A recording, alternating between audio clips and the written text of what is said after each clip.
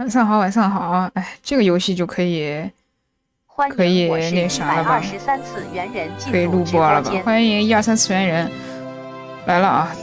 我觉得今天应该能完结了。喂，咋了喂？啥喂？我感觉今天能完结了，今天必须得完结了！我操！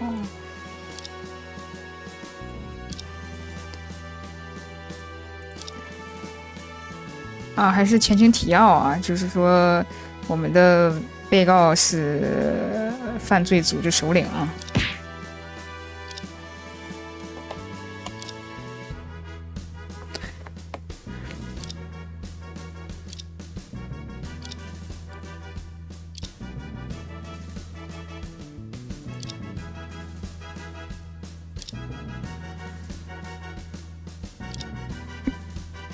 语文英语和汉德生在鲜血交织的环境里，多少有点身不由己。那个朱平江算因为技术而癫狂，银河自己是出于对正道先生的仇恨。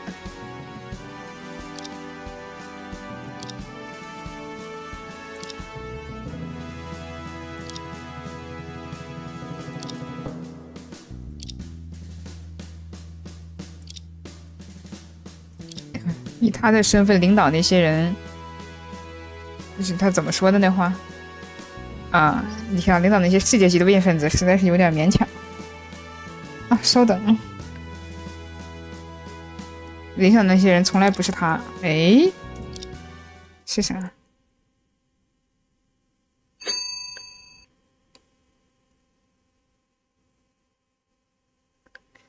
正道先生 ，OK。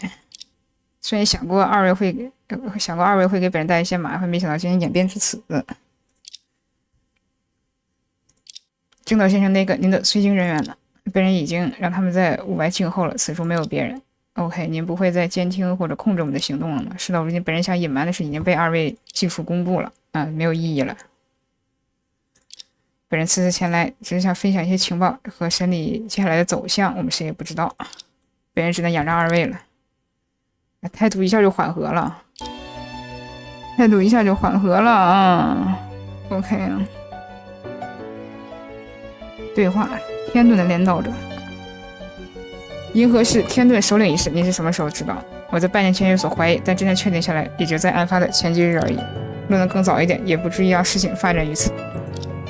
也就是说，您刚刚确定他的身份，案件就发生了吗？本人借着政治地位，让那些天盾的来龙去脉彻底调查了遍。可惜为时已晚，现在知道这些已经无法挽回了。您说领导天盾干部的从来不是他是什么意思？两位如此机智，不会参不透其中的道理。自5年前那个事件之后，天盾组织活动也大不如前。银河在名义上首领，但实际上只不过一介傀儡。是的，就是5年前死去的天盾干部子夜，他的化名好像叫做语文英语。语文英语是幕后大 boss。那人曾隶属一支特殊的佣兵部队，专门替大型权力和财力机构做些见不得人的事，暗杀、渗透，甚至是逼供，这些正规军人是不可以出手，而他们可以却借身份之便收取高额佣金。本人也是坐在一国高层之位，才知道有这么一群人存在。这支部队早在10几年前已经灭亡了吧？你是什么身份？为何知道这种机密事项？不重要，他好像他老爹是，他老爹当过军人。以为由于伪造了贵国教授的身份，身份伪造的，银河就是在贵国留些时间结识了他。天盾组织名义上是给那些对社会失望或者遭受社会排斥的人一个容身之所，但他们实际上的所作所为，两位已经看在眼中了。将这些具有强烈反社会倾向的人聚合在一起，只会滋生更大的罪恶吗？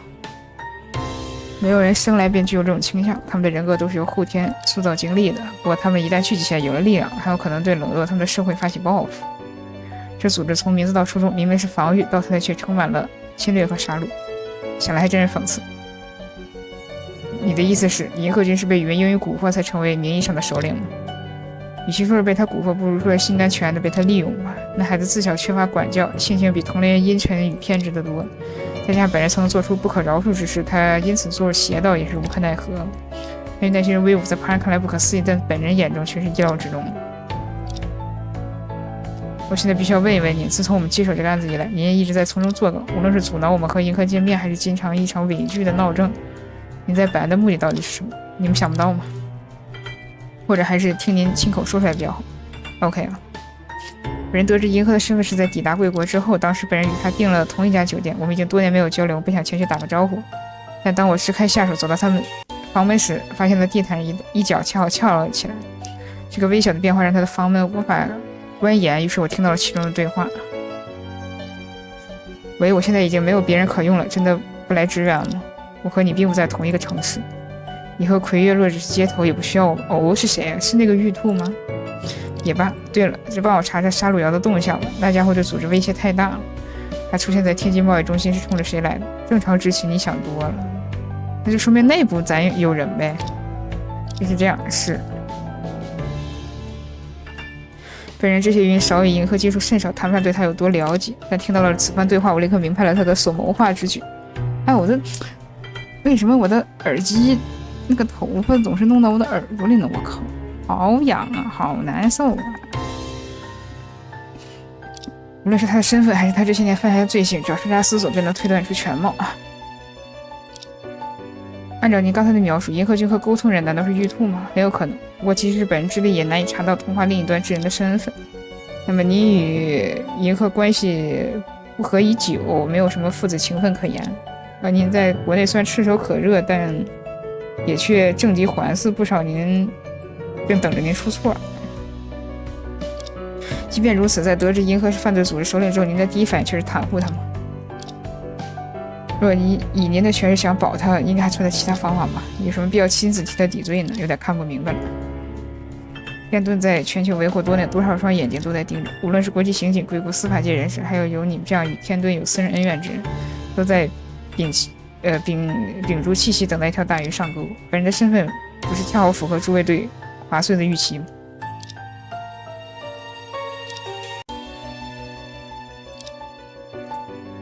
正道先生，您现在可以讲讲您自己的案发当天的行动了吗？那倒有妨。案发当日，本人确实没有直接涉案，不过本人多少做了一些对案情影响的事。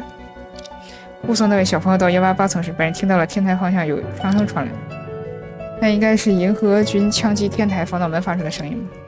不过是枪击空包弹，他并没有破坏门把。本人不敢确定发生了何事，只得暂且拜别那位小朋友，躲在楼梯的暗处观察。就在那时，本人遇到了那位慌张跑下来的马歇尔先生。紧接着，银河军神情便古怪地走下来。原来如此，难怪古会长会在那时遇到你。本人带他们二人散去，悄悄来到天台。那时候上去的话，岂不是？没错，本人没想到会理上的尸体正静静地躺在那。本人并不知道银河做了什么，但从当时的情况来判断，两件事可以确认：其一，会理上的死很可能与他有关；其二，他的尸体多半是银河带上的。楼顶风大，将尸体藏匿于此并不保险。那天台面积虽小，也难保银河何时才会归来。若尸体被强风一动，便多了几分危险。为了避免这种情况，本人便扯下来一旁的热水器带，先将尸体绑紧。原来绑好尸体的人正是正道先生您。银河就算几经现场，还是轻狂了一些。本人虽没有直接取过谁的性命，但处理这样的现场还是总是有些经验的。换成本人来处理，无论如何都会设法消除手上的硝烟反应。你的行为是否得当暂且不论，但你想要拯救银河的心情我们大概了解了。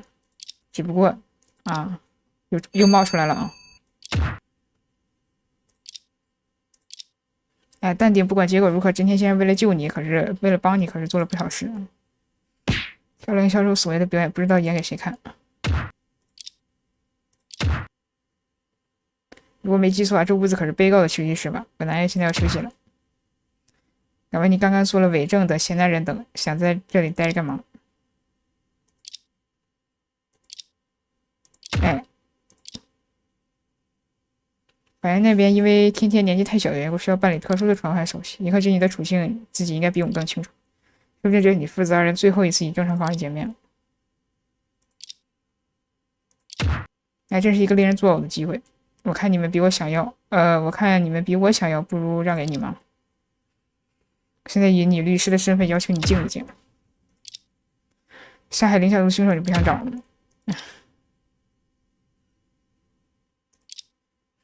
正道先生，请您继续吧。您掌握枪刀对我来说还是很重要的。还是不明白，不计代价的挽救儿子，放在普通人身上或许说得通。可您当年为了登上高位，曾不择手段，如今为何要如此轻易的牺牲这一切呢？权位固然重要，但本人心中仍有一杆天平。恕我直言，您当年曾经就拿夫人当做高升的道具吗？银河君与他相比有什么不同吗？高升的道具吗？啊，这个开始袒露当年心声了。在外人看来，果然不过如此。那我说的不对吗？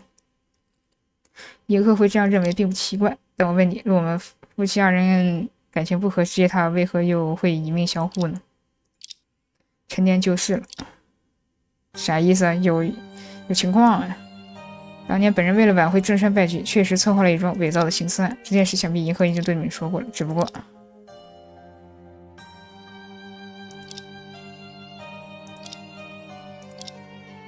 我现在可是医生，只是这一次怕是救不回来了。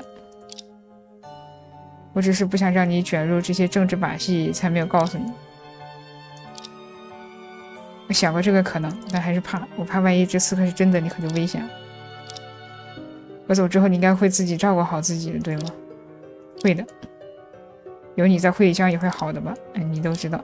你虽然不肯认他，但暗中帮了他很多吧？我不在的时候，只有他懂得照顾你。我不担心，只是银河该怎么办才好。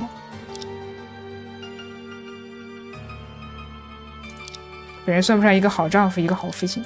或许抱有政治理想的人有所牺牲也是必然，不过本人会在实现抱负的同时，最大限度上守护自己的家庭。只可惜今天的审理，无论结果如何，本人终将失去一切，这算是报应。这样一想，郑道先生的夫人和义女都已离开人世，银河君这些年来一直视他如仇敌，如今也即将入狱。虽然不能从他的目光中感受到半点温情和真挚，这大概是他的职业使然。不过这在开庭前还让我感到恐惧的一国元首，如今也是个孤独的老人。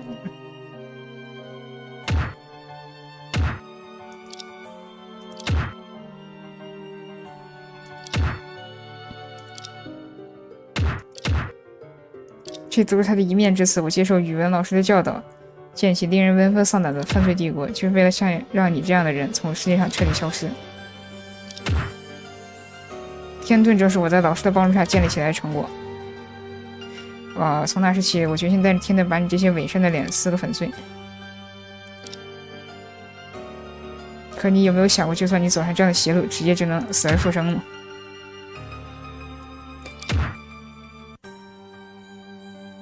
说的这么冠冕堂皇，你这些年来还不是步步高升？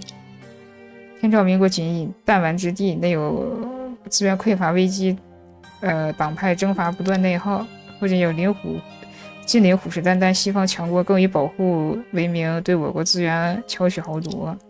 结束政坛乱象，振兴祖国，不只是我一个人理想，也是我们夫妻二人共同的目标。这件事我总跟你讲过，你却从来充耳不闻。职业走后，本人也想离开过政坛，但如果那样做了，这些年苦心经营以及职业付出巨大牺牲，岂不是变得毫无意义？只不过是政治家的花言巧语，天盾就是为了谁给了一巴掌？我给了他一巴掌。我给了一个拳头啊！我不知道你自己到底经历了多么悲惨的人，但现在你真是连蛆虫都不如。纵然郑道先生真的十恶不赦，你这些年也没拿出一丝一毫的勇气与他正面对抗。你觉得他手段肮脏，不配扶摇直上，那你大可站在公众面前清点他的罪状。各个舆论既然会被一场厮杀搅动，你这样做必然能为他们带来沉重的一击。到头来你又做了什么？天盾组织袭击对象总是以手无寸铁的平民居多，哪怕你去年向我国军警宣战，剩下想到的也是引爆城市地脉，牵连无辜民众。强者愤怒抽刀向更强者，只有弱者才会在愤怒时抽刀指向更弱者。如果你真的认为遭到了郑道先生不公的待遇，为何这么多年都没有直接对他出手？我来听你说了嘛，正因为你对郑道先生的恨根本就是用来欺骗自己的谎言。你借着语言英语建立的组织，肆意的对弱者发泄着自己卑微而扭曲的愤怒，而冷静下来之后，你便告诉自己，都是因为郑道先生你才不得不这么做。好一个冠冕堂皇的理由，到头来不都是为你自己吗？你都做了什么？该睁大眼睛好好看看吧。你的母亲直接女士到死都还在想着规劝你走上正途。你的义姐林小鲁护理商已经为了你赔上了整个人生，而你的父亲郑道先生已经是这世界最后一个想拉你一把的人。为了一己私欲，已经能把能辜负的人全都辜负了一遍。现在你有什么资格对郑道先生指手画脚？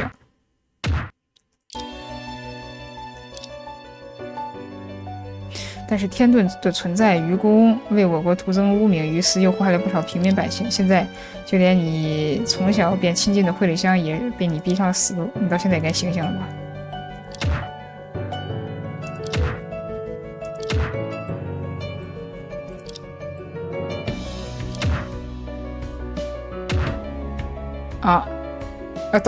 头发又变了啊，头发又变了啊，头发又变白了，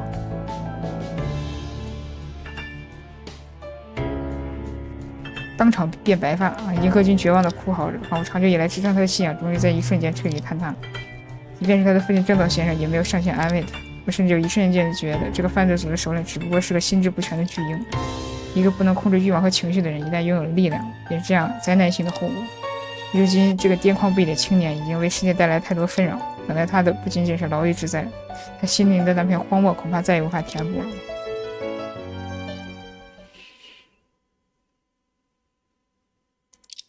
哎呦，回来了，哥们儿，你恢复过来了？怎么你是想嘲笑我们？虽然我知道时机不太好，但我们还需要了解一些情报，有些事只有身为华岁的你才知道。想和你面对面沟通，只剩下这一个机会了。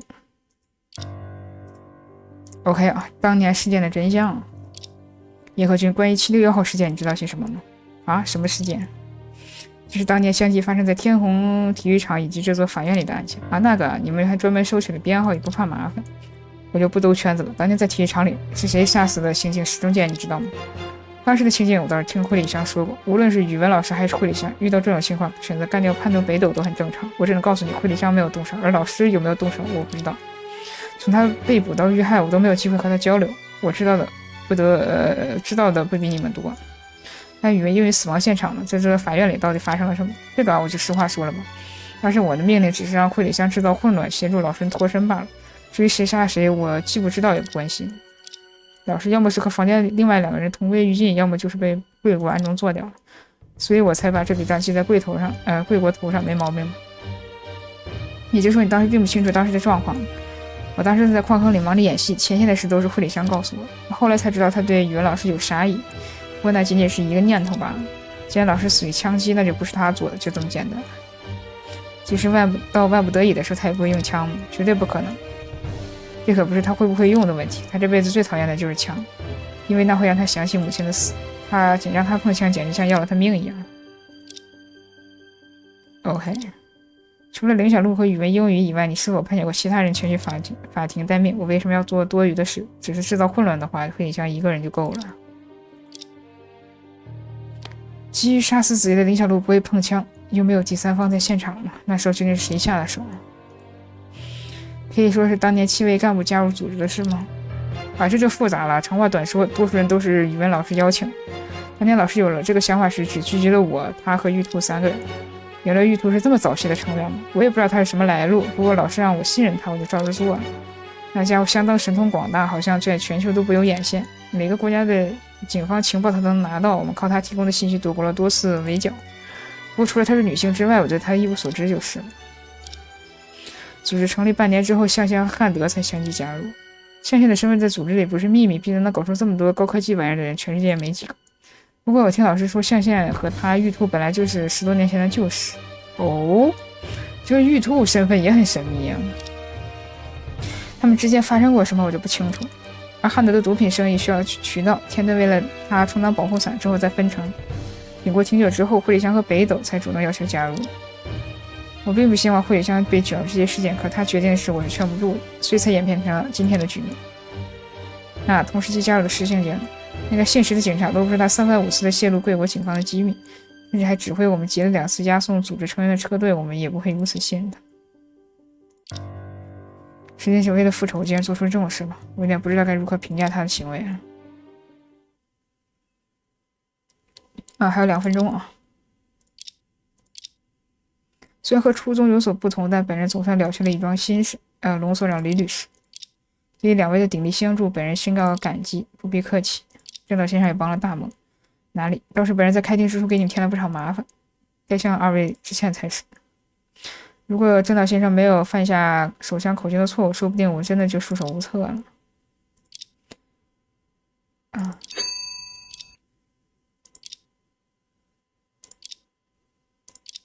OK， 郑导先生走了啊。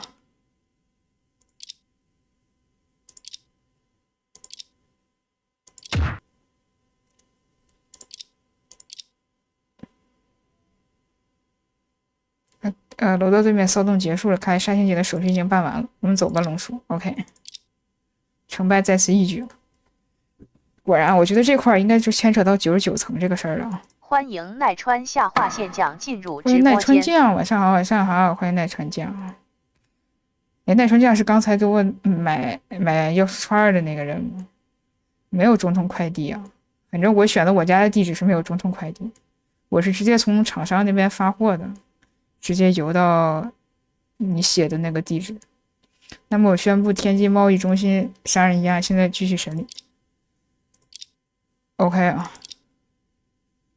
呀呵，各位久等了，天天来跟大家打个招呼啊！大家好，我叫石天天，今年4岁半。哦，小朋友你好啊，一会儿爷爷给你糖吃。我叫陆春潮，今年23岁，你为什么会打招呼啊？我叫雷东雪，今年我们为什么要对着他自报年龄？总之，询问真人是辩方的要求，接下来就交给你们了。好吧，天天，请听我说，你上回和妈妈去玩的时候，看到有超人在天上飞，这是不是真的？有点不记得了。但是天天记得玻璃房子，好漂亮的呢。天天，你自己真的离开1楼大厅了吗？有一位好温柔的爷爷陪着，我怎么变爷爷了？天天的年纪实在太小了，我不能用成年人的标准来要求他记忆力和反应逻辑。如果他无法自行回应，我们不如试着引导一下。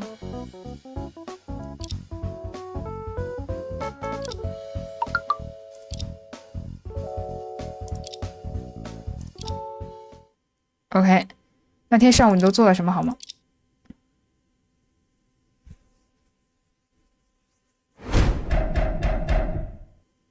？OK 啊，那一天大早，妈妈就把天天喊起来，坐车到了那个高楼里面。妈妈很忙，去踩点了，让天天在广场里等着。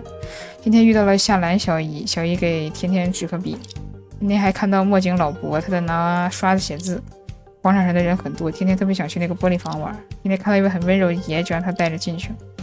看完会上下飞的房子，妈妈就回来了。上下飞的房子是什么东西？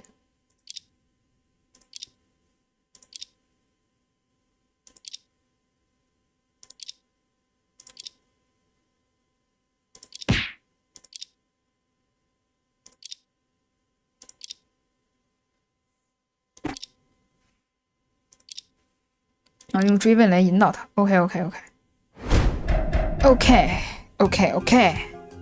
哇，这么多提问点，每一句都提问了吧？等等，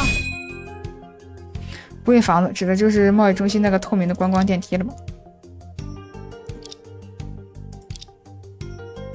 就像扣鸭不是鸭子一样。反对！等等。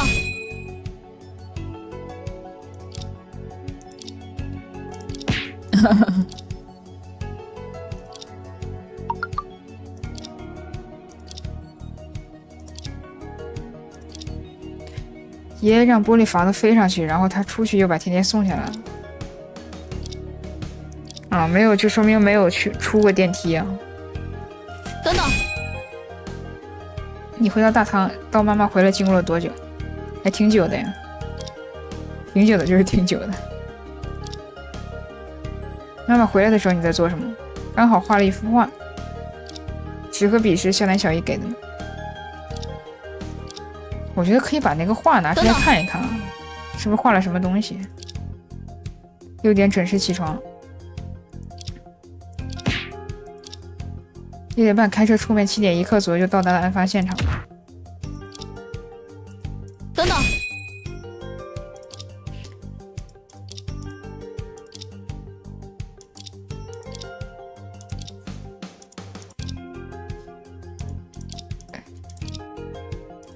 等等，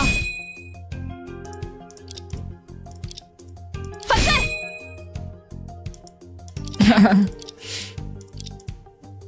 雷姐，你还记得自己遇到他的时间吗？我只离开了检察官办公室，看了一眼时钟，那时候应该刚过8点不久。等等，拿刷子写字的墨镜老伯应该指的是古会长。OK， 写了6个大字，但天天只认得前2个是有志。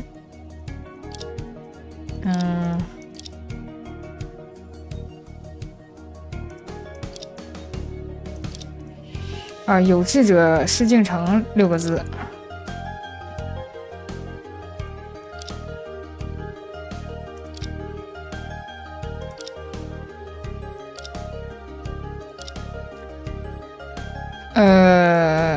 搜，我已经都点了一遍了。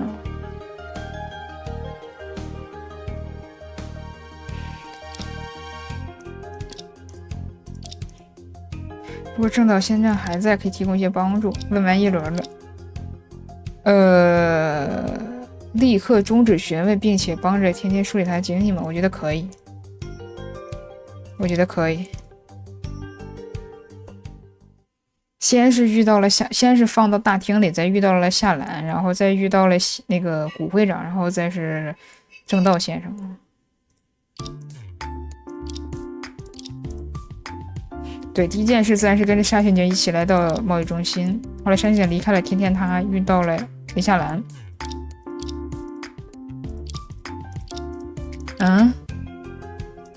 不是吗？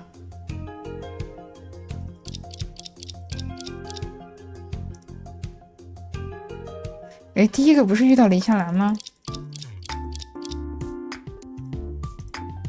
那你就遇到了古会长。没错，天天看到了写书法的古会长，而古会长在写完书法之后，才遇到刚刚进门的正道先生。从时间上来说，他应该是天天遇到人里头出现最早的。自那之后，天天又遇到了雷夏兰。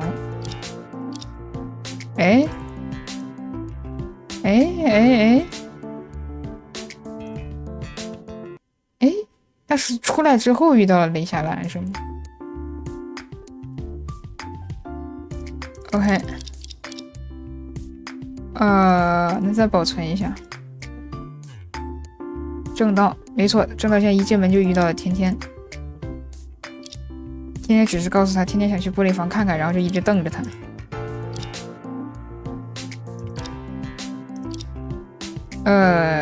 遇到了雷夏兰，应该是遇到了雷简。过了一阵，沙宣警才返回大厅。这样一来，天天在当天的经历都应该被还原出来。遇到了墨镜伯伯，又和温柔爷一起进了玻璃房子。你还有超人告别之后遇到了夏兰小姨。等等，天天，你刚才说了什么？天天说和爷爷还有超人告别之后才遇到了夏兰小姨。你终于想起来看到超人的事了吗？是的呢。天天在玻璃房子看到超人，还向他招手。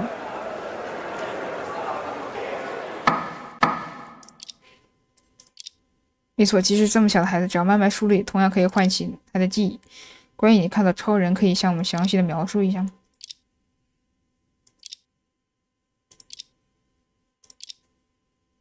说说这个超人的事 ，OK。要注意只说自己看到的事情，不要把自己想象的也编进去。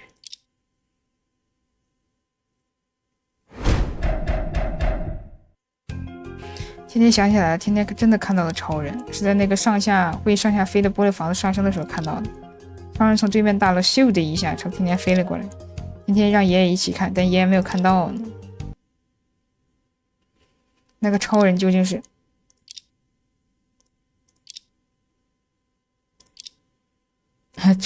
宇宙英雄鸭蛋超人。夏兰小叶等那个吧，天天最喜欢那个了。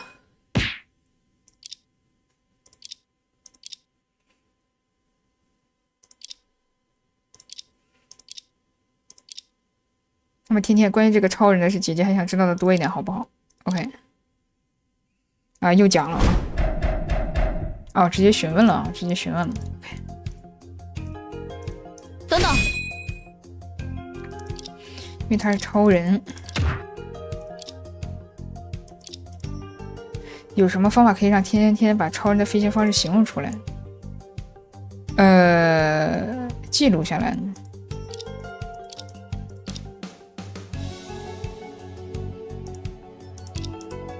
他从雷姐那里拿到了纸和笔，并且在大堂一直画画。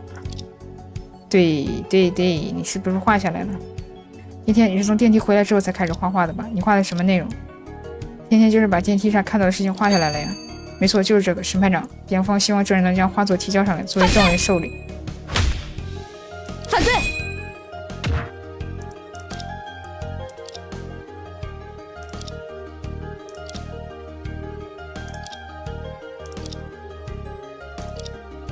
今天画的不太好，爷爷不要笑我哦。OK。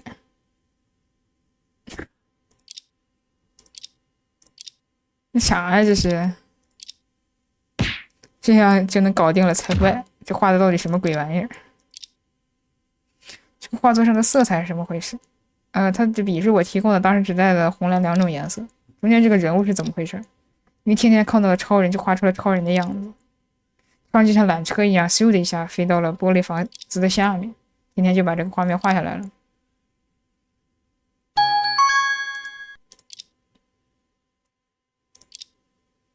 等等。天天，你刚刚好像描述了超人的飞行的场景，就是那个缆车什么的，麻烦你能加入到证词当中吗？就是再说一遍嘛，让天天知道。超人就像缆车一样，嗖的飞下，飞到了玻璃房子的下面。很明显啊，就得把99层这个事儿给他，给他拉出来啊。天天，你见到过缆车是什么样子的？妈妈带天天去馒头山玩过，那里有缆车，缆车就是一个小房子，在一条线上吊着动。虽然原理也不太准确，但基本说出了缆车的形象和特征。有没有觉得这形容有点不对劲？我没有什么美术细胞，或许只是错觉，啥意思？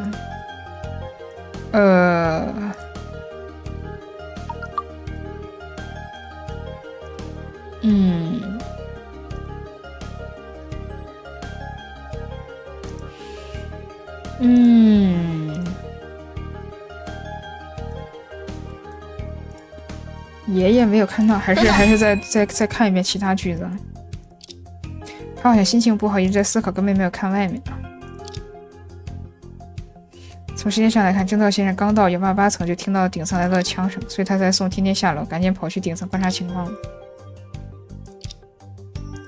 等等，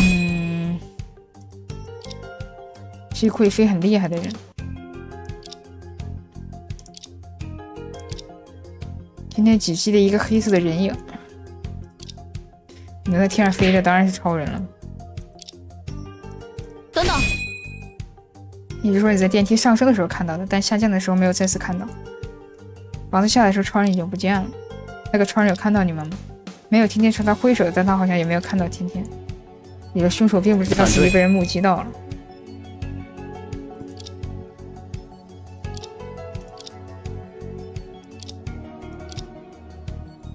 才不是清洁大叔，你天天在幼儿园见过他吗？天天看到的超人是很帅很帅的，身上有红白花纹，胸前有个蓝色灯泡。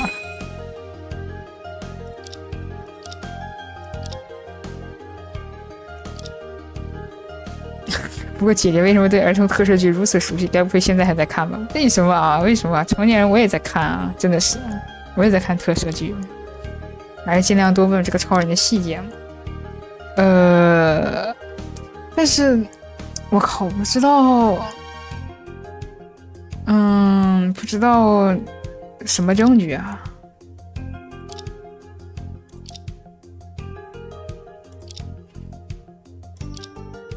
如果你发现了问题所在，不如指出来。再看一下这句话，再看一下这句话。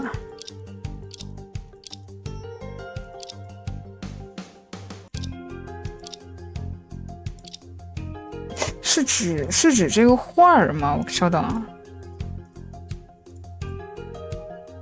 这个犯罪啊，是这个。证人，我是说天天，请等一下，你刚刚说的超人就像缆车一样飞过来，对吗？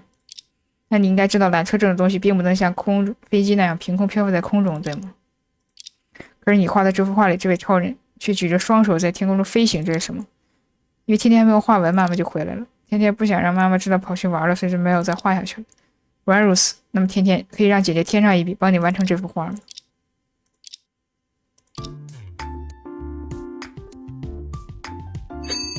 天天，你看到的情景其实是这样，对吗？哦，对，姐姐好聪明，谢谢天天，真是帮了大忙。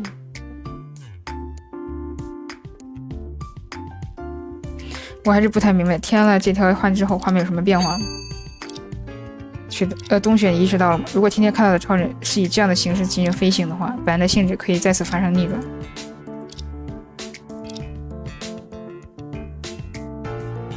审判长，请您仔细看看这张被加工过的涂鸦。这条线条虽然简单，但它可能揭示了一个我们谁都没有想到的事实。今天目击的超人之所以能飞，是因为他借助了滑索。这个超人之所以能飞，是因为他借助了一条滑索。是的，只要将一条足够结实的滑索架设在2栋楼之间的高低差的位置，这位超人并不需要有什么超人力，就可以像这幅涂鸦一样在空中移动。因为天气年纪还小，对滑索这一类道具缺乏认知，才会误认为对方在飞行。吵死了！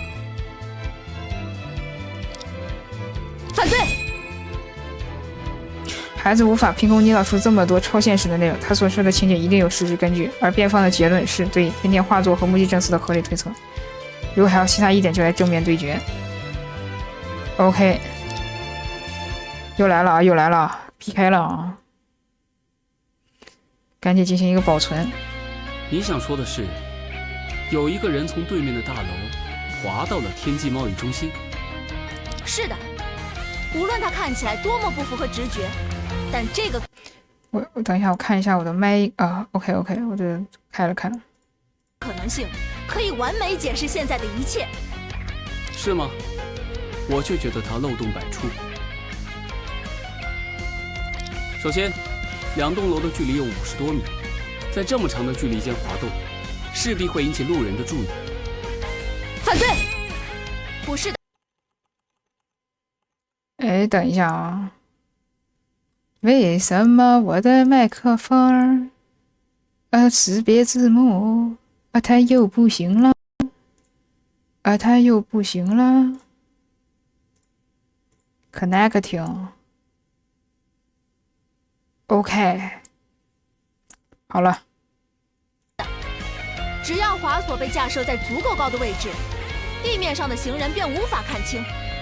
创世金融大厦的高度虽然不及天际贸易中心，却也有120层之高。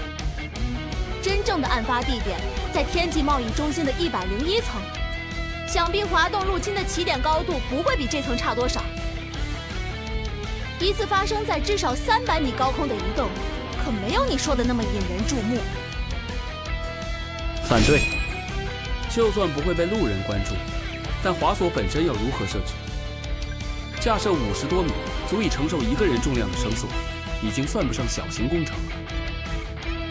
你该不会主张这个超人还带了一支施工队到现场吧？这个我还没。等等，哦，对，这里就交给我吧。只要设备齐全，准备充分，这样的装置即便只有1个人，也可以快速设置。我怎么不知道？此人只需使用一把强力的十字弩和绑在绳索头部的倒形铁钩。你怎么这么熟练？从一侧的道路射向另一侧，就可以实现滑索的安装。一派胡言！辩护方不切实际的假设真是越来越多了。法庭不能根据你们的空想来做出判断。换人了，双方都换人了。是不是空想，也要好好论证过才能知道。雷简，就请放马过来吧。你说的这些工具在生活中都不常见，你能找到他们的入手途径吗？反对，这些东西里只有十字弩难以搞到，但是只要去黑市逛逛，总还是可以。反对！是吗？那用于购买十字弩的具体是哪个黑市？你发现交易记录了吗？那当然没有。你说的这些，就算真有这样一个人，在严密的安保环境下，此人也无法绕开警方架设滑索。反对！天际贸易中心有整整189层，警方的人再多，也不可能兼顾到每一层。反对！用十字弩架设滑索会发出巨大的动静，光是拿着器械上楼就已经够扎眼了。等等，凶手上的楼并非天际贸易中心，而是隔壁的创世金融大厦。那栋建筑并没有举办活动，也未在戒严，是有可能被漏掉的。反对！任何建筑的安保人员都不会任由一个手持十字弩和绳索的人进入而毫不过问。说的也是哦。你说的，就算海江田父子仍旧疑点重重，将重心放在他们身上才最切合实际。反对！他们父子二人的身份已经被坐实，他们身上没有更多疑点可挖掘。反对！你在开玩笑吗？被告银河仍然是死者所在组织天盾的首领，他依旧是当天和死者碰面，并且还移动了尸体的人。正道则在案件中包庇了银河，并且对调查百般阻挠。这样的两个人，怎么会没有更多疑点？说的也是。你说，就算海江田，你们完全是根据答案来拼凑过程，但所谓的答案，却只是一张幼童的画作。反对！画作的创作根本是天天他目击到的景象。就算他是个小孩子，也可以目击到有价值的情报。反对！他画出的景象里有着长脸的太阳、会笑的云和在空中漂浮的超人。除非你能拿出具体的证据来佐证，否则把这些东西当作情报，只能贻笑大方。猫咪辣椒酱进入直播间。欢迎猫咪辣椒酱，晚上好，晚上好。这确实很难反驳。现在今天应该能大结局了。你说的这就你现场没有任何架设滑索的痕迹，有证据，法庭绝不会认可。反对！有底。能够直接架设滑索的工具，或许确实已经被处理得干干净净。但滑索曾经被使用过的痕迹，却难以被彻底清除。哦，这么说，你已经有证据了，那就拿出来看看吧。能够证明有人曾在天际贸易中心使用滑索的证据，使用滑索的证据就是这个。看这个。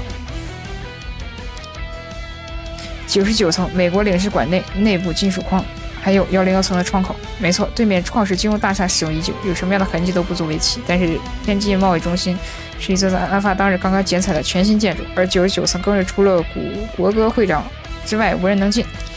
这金属窗框的磨损痕迹，显然是曾经被人安装了绳索的痕迹。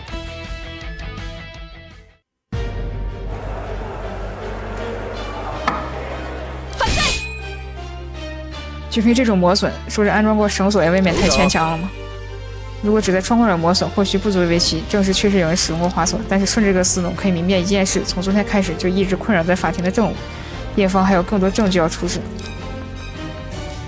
OK， 看好了，能证明99层曾经有人使用过滑索的证据就是这个，是哪个？等会儿啊，看看啊。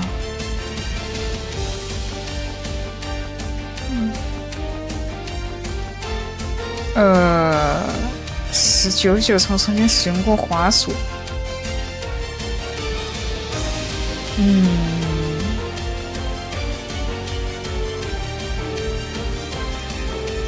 我记得有一张照片呢。哦，这个吧？对，是不是这个？看这个。这是昨天那个一团漆黑的视频，没错。虽然认为因为古会长操作不当，相机未能拍摄清晰的影像。但从窗框痕迹反推过来，这段视频中的声音就是引导我们寻找真相的重要线索。看来已经明白了，那个奇怪的金属碰撞声，很有可能是真凶从滑索上抵达99层时所发出的身体撞击窗框的声音。大楼上尾偷使用为了方便清洁，所有的窗户都没有上锁，可以从外部开启。也就是我们所讨论的99层的入侵者。没错，这便是入侵上尾头使用的美国领事馆的真相。OK，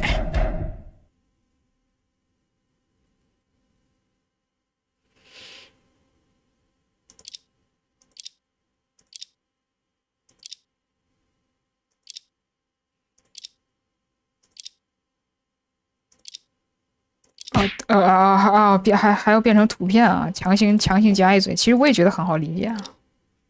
其实我也觉得挺好理解的。哎，有个小熊。你看，请将这只熊当做凶手形象，相当惹眼的凶手，请无视这一点。总之，凶手开火的地点为创世金融大厦106层，这一点已经得到了证实。他在对面大楼开枪射杀林小璐之后，银河当即卧倒，无法再成为射击目标。凶手不得不放弃射杀银河，转而手持十字弩向天津贸易中心发射。他还有可能提前考察过99层窗户，确认它可以从外部开启。接下来，凶手将自己这段绳索固定，再通过滑索来到对面。这一幕恰好被乘坐在电梯上行的天天所目击。当凶手抵达之后，再将绳索回收。99层美国领事馆虽有严格的门禁，无法从外部进入，但从内向外却有个开门按钮，是任何人都可以通行的。凶手拿着滑索出装置出现在99层时，给古会长拍下了声音。之后古会长便离去，凶手便可以用某种方式处理这些工具。当然无法推测他是在何时何地以何种方式销毁的，毕竟大家把目光一直锁定在银河和正道身上。这位凶手有充足的时间做好善后工作，再混入人群。而绑在101层的另一端的轮滑虽然无法立即远程回收，但那位置直到今天才被关注，凶手有充足的时间返回处理。以上便是辩方对这位真凶行动的推测。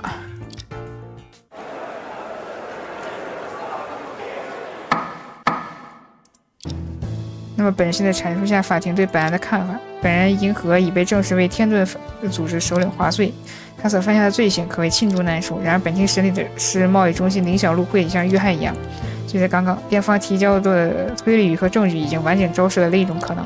无论是4岁半这石震天证词，还是现场留下的种种痕迹，每一件单独的证物说服力都有所欠缺，但当他们组合一起时，本庭不得不慎重考虑被告并非凶手的可能性。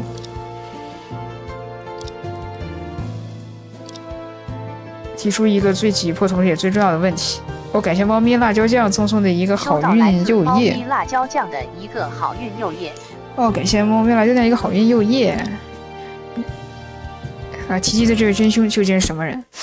对，现在这个凶手没有6咋的了6？现在不知道凶手是谁啊？这个人选目前人选是谁呢？说真的啊，我都怀疑是他，你知道吗？毕竟我对此也有疑问。两位检察官、在座听众或者对关于本案的人都等着你们给出一个答案。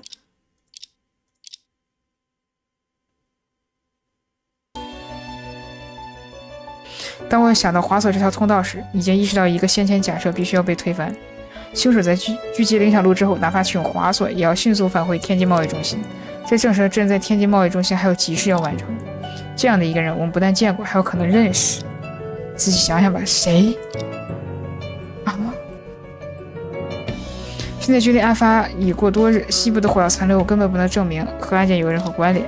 持枪穿透玻璃朝对面射击，只用一枪便结果了目标性命，需要何其精准的枪法！倘若真的存在这样一个人，为何在案发当天一点踪迹没有留下？这个人枪法极其精准，他对着带有缩小效果的玻璃射击，仍可一枪夺人性命。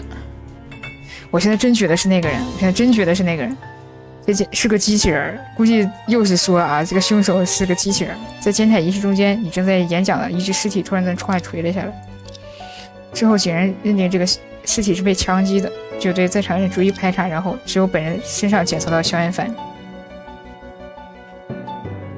这个人明明开过枪，却未能检测出硝烟反应。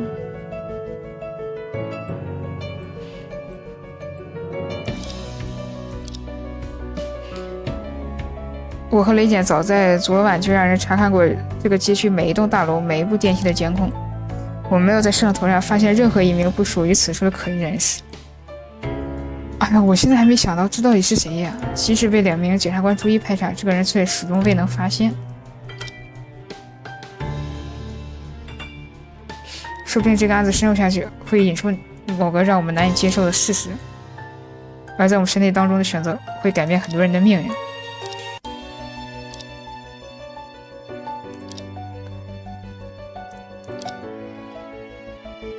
靠，到底是谁？我也挺想知道的。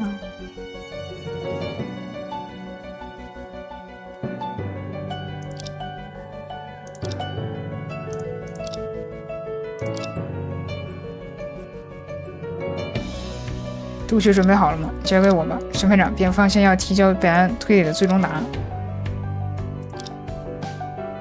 我已经准备好了。啊，本人就是。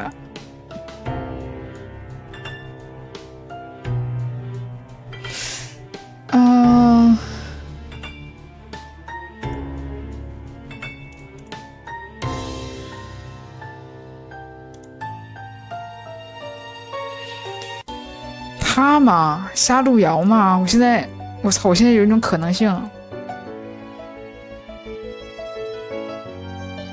是他干的，因为他对天盾有仇，对吧？是他干的。审判长，在我方正式指认凶手之前，还有一个请求。辩方希望还在法庭之中的未成年人能够稍作回避，毕竟我方接下来的例证将直接涉及凶杀的作案过程，这样的内容实在不适合让这么小的小孩旁听啊，言之有理。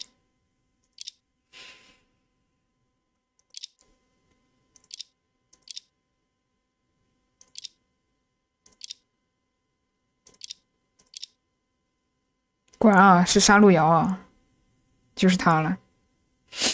好了，这下没问题了吧？没有问题了。那么，请于方允许我方进行最后指认。综合这2天收集的线索，可以得知凶手拥有以下特征：首先，此人枪法极其精准，即使在特殊的玻璃偏振下，他仍然可以一击毙命死者的要害。其次，这个人拥有某种特权，可以逃过警方的检查，否则警方在逐一排查人员时就会发现第2个带有硝烟反应的人。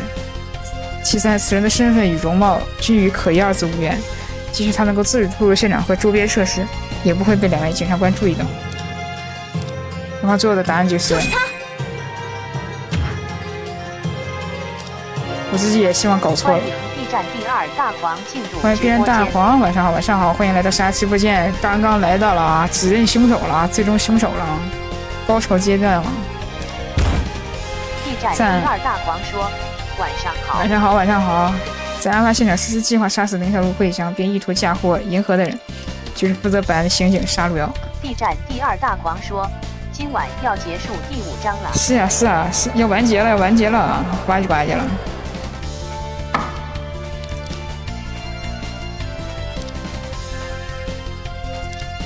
这一点我方当然知道，并且已经做好承担一切的后果和心理准备。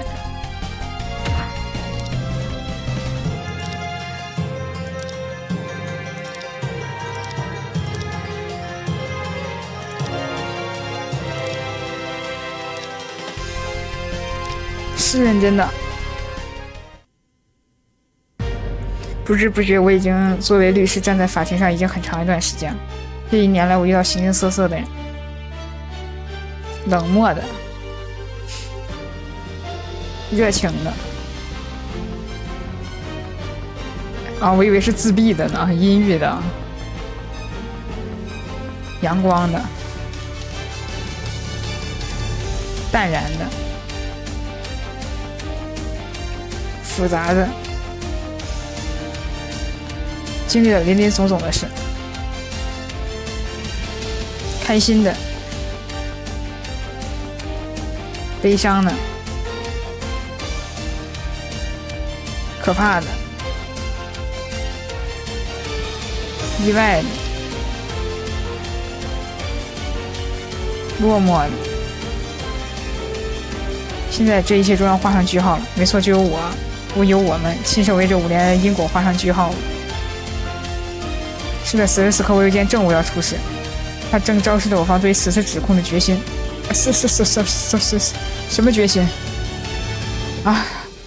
决心啊？什么决心？这个吗？啊，这个是吧？就是他啊！我就知道，这会有律师证的 callback， 我就知道。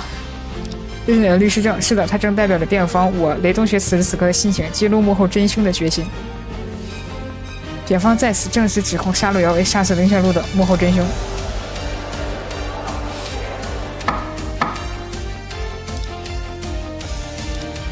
是的，审判长，请允许我继续。根据我方刚才的推理，不会被检方关注，也不会被警方查出治安反应的人，当然是在进行这些检查的负责人自己。这无疑让我们落入了个思维定式：一个既当选手又做裁判，都会游走在嫌疑人名单之外。沙欣姐，辩方的推理不会仅止步于说出你的名字，接下来就要你站在证人台上，接受我方的询问了。反对。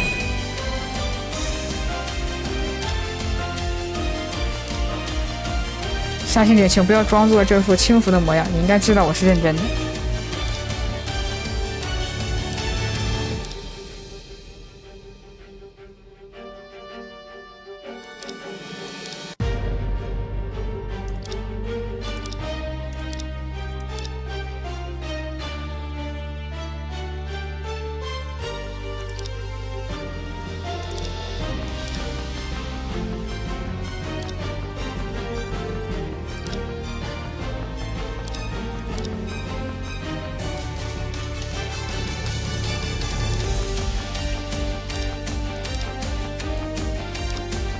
说白了就是帮了我们很多忙。沙欣姐从未亏待我和我们的事务所，在这些案件里，我遇到了很多绝境，你曾鼓励我，也提供过很多实际帮助。毫不夸张地说，很多案件都没有你在，可能早就输了。即便如此，你依然觉得这桩凶案是解决我所为吗？法庭上只讲理性不讲人情，这可是沙欣姐你教给我的。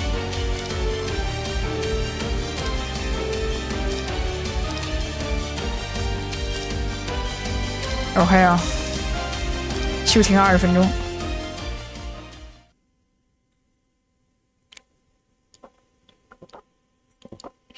没想到竟会走到这一步。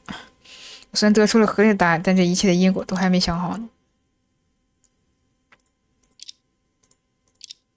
而且他有充足的理由啊，他有充足的理由，他的动机很充分啊。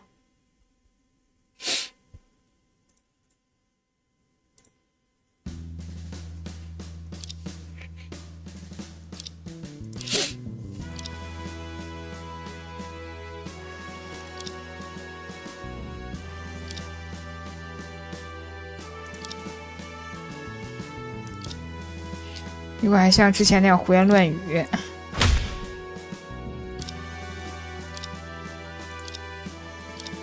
我的决定绝对不是在冲动之下做出的啊！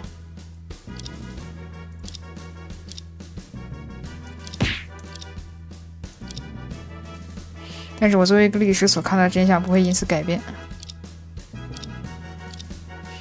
本来的凶手就是江海天、银河，你目前的推论并不足以让我放弃这个主张。接下来的审理，别指望我会有一丝一毫的松懈。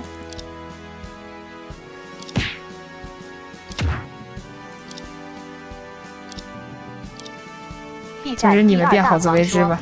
接下来和沙刑警对决很难，加油吧！无所谓，无所谓，我有 SL 大法，随时随地存档，这怕啥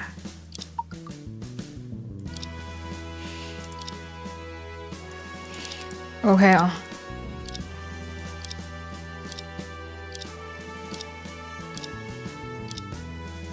呀，哦，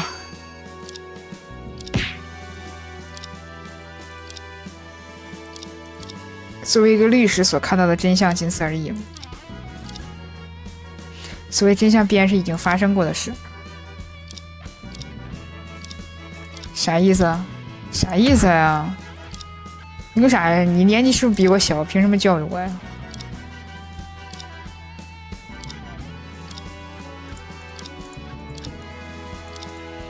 ？OK， 现在我感觉还有好多事情没得出来呢。就比如说这个对吧？这个，然后这两个现在没有，然后这个的这是什么意思？不知道。然后其余的应该就没有了，还没太解释清楚。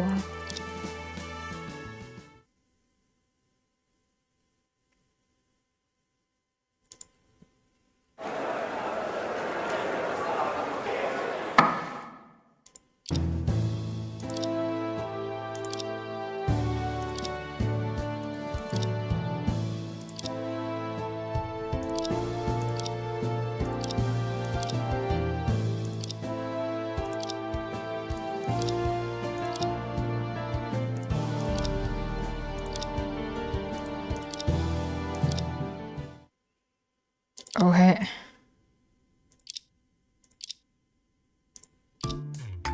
根据先前审理，我们已经证明有人在创世金融大厦现场进行狙击。此人在杀害林小璐之后，又利用预先设置好滑索进入天津贸易中心。一直以来被认为拥有巨大作案嫌疑的江海天父子，从头至尾从未离开现场。至少在这个阶段，他们二人并不满足以上条件。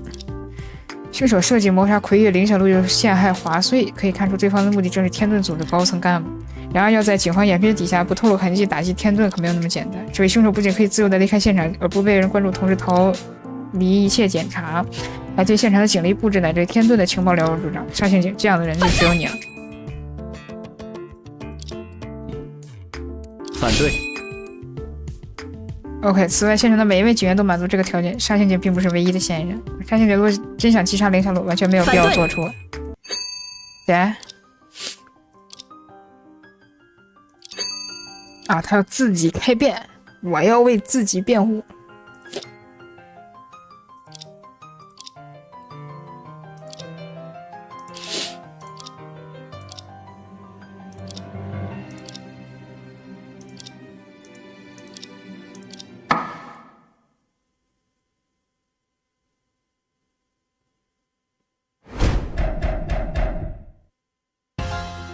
那天警方虽然戒备森严，但即便有我在场，也不敢万无一失。你不怀疑有外来的犯罪分子利用了安保论，反倒认为警方内部动的手。询问的音乐变了，是吗？我有点忘了。按照你们的理论，实施狙击的关键是要打开遮光罩，但你别忘了，控制遮光罩的遥控器可是在被告手上。再怎么说，狙击者应该是一个受被告指使的天盾成员。啊，遮光罩啊，还有遮光罩的事儿，对，都忘了。哦，是不是搜身的时候放上去的？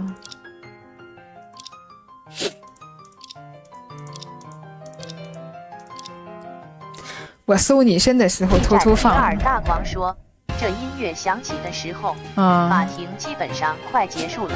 原来如此。等等，控制遮光罩的遥控器真的只有那一个吗？你若不信，我大可以去找负责此事的基层刑警对质。控制遮光罩的遥控器仅此一个，并且在案发后在他的身上发现了。只要他利用遥控器等待林小璐到来，抓紧时机打开罩子，对面楼内埋伏的枪手就能以此为信号进行狙击。刚刚所说的话加入证词。被告和他受指使的杀手里应外合联手杀死了死者，怎么的呢？这句话有什么问题？真的会有这样一个杀手存在吗？我们调查到现在并没有发现类似的可疑人员，不是吗？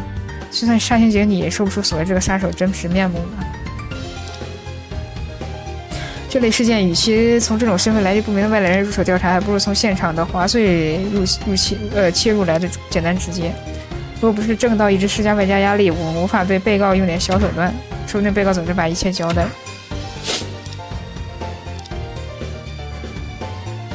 有没有什么痕迹是这样一个杀手不可能留下？有没有痕迹是这个杀手无法留下的？想想啊。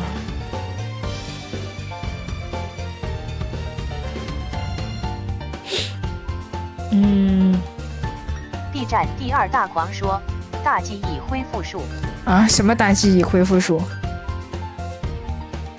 我想想啊，是这个杀手无法做到的。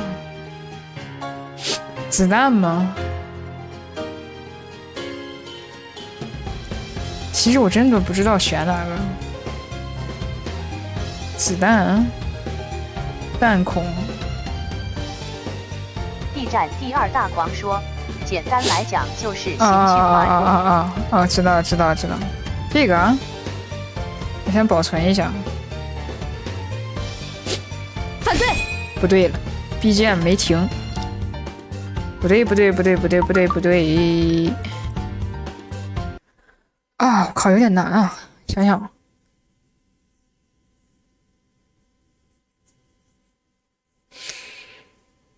什么东西是这样的杀手无法做到的？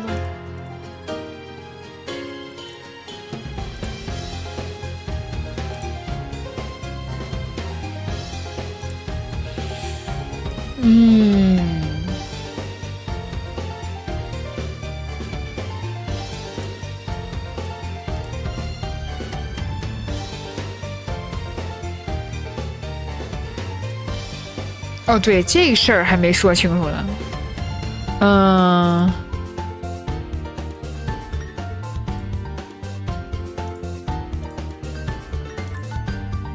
我靠，这个好难。等会儿，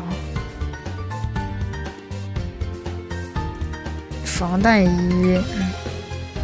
B 站第2大狂说，政务太多了，难想。确实。啊，不行了，我要作弊了，我的攻略呢？让我看一下攻略。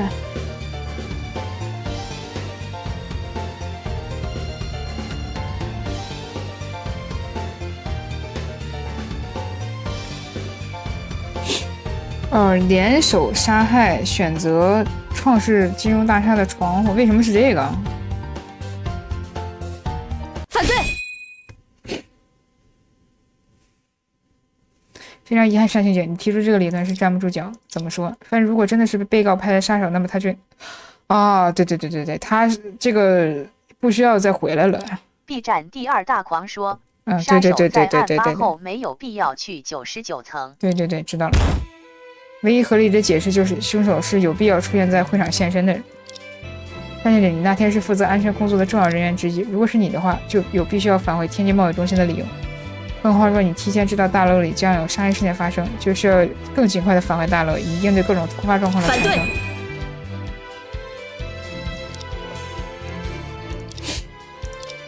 天津贸易中心一侧的痕迹与鬼副会长拍下来的视频都能够佐证这一点，都属于状况证据，是你们先做出了有人使用滑索在大楼间移动的遐想，再加上这个基础做的推论。我家天天的画作真有多少作为证物的效力，不用我说，你们应该心知肚明。什么十足能铁钩50米滑索，到现在目前为止都仅存于假设之中。哪怕你能找出其中一件物品，也好过现在空口无凭。OK， 是不是巧合？我不知道，这样的断逻辑结界我真的不敢苟同。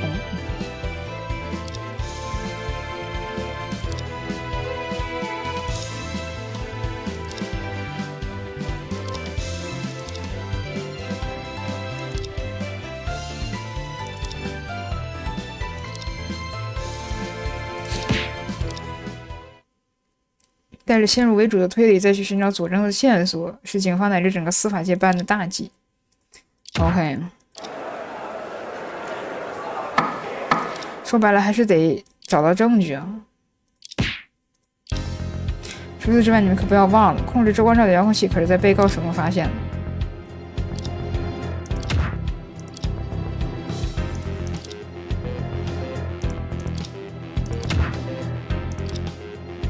省长说了一句不该带到工作场合的话，姐姐我呢和辩方2位律师有点私交，他们2人结案心切，指证我属于并结乱投医。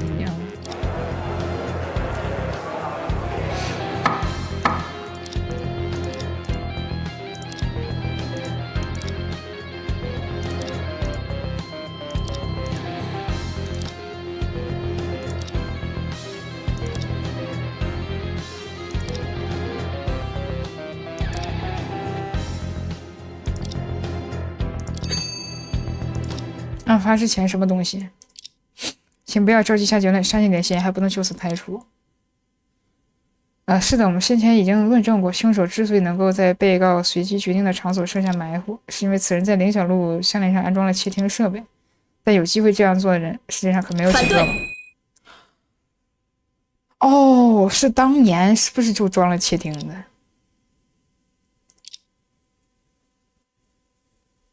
相当于5年前在那个运动场是不是就给装上了？如果是那样，他有什么必要把项链上的装置拆除呢？如果有人真的要窃听他，身为天段的同伙，不是都有机会安装吗？你应该很清楚这是不可能的。自从林小璐被宣布在空难中死亡以来，他便销声匿迹，后来又借尸还魂来到啥，来到没仔细看，来到本国。他是替代了杨云燕的身份，到他犯下青鹿山的案件，最终丧命在天津贸易中心。这长达数年的时间里，被告都没有和他面对面接触的机会。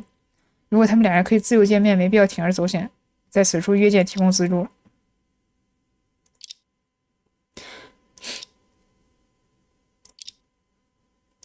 有可能是当年就装上了。和你有恩怨的是林小璐，而非杨云燕。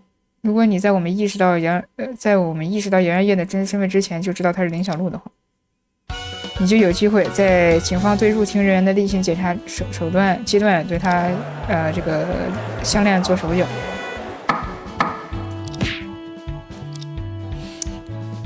林小璐真身份不是你们几个月前在这个法庭上亲手揭露的，我一直也是这样认为，但是局势有变，不得不跳出思维定式思考。按照惯例，所有证人在入庭之前确实要接受警方的检查。沙小姐身为该案的负责人，硬要他说安装窃听器或许有机会。我都要反问一句了，你们二位可曾有监听过别人的经历？就算我提前认出了杨玉燕就是林小璐，但那家伙从逃走到现在已经过了好几个月了，我根本不可能得知他何时与被告交流。如果是专门调度警力进行不间断的监听，倒还说得过去。你们二位既然把我认成凶手，那窃听也就变成了隐瞒警方的个人行为。我要一边完成复杂的日常工作，还要24小时不间断的守着监听装置，你们当我是神仙吗？最后录了音，难道我要整理听取那些音频就不需要花时间了吗？警方办案若需要监听，至少需要组建30轮班的监听小组，让我一个人来完成，简直痴人说梦。短期监听，没有任何迹象表明华穗和二人在短期内进行通讯。国际刑警有一整个调查天盾组织干部的专案组，你再看查记录。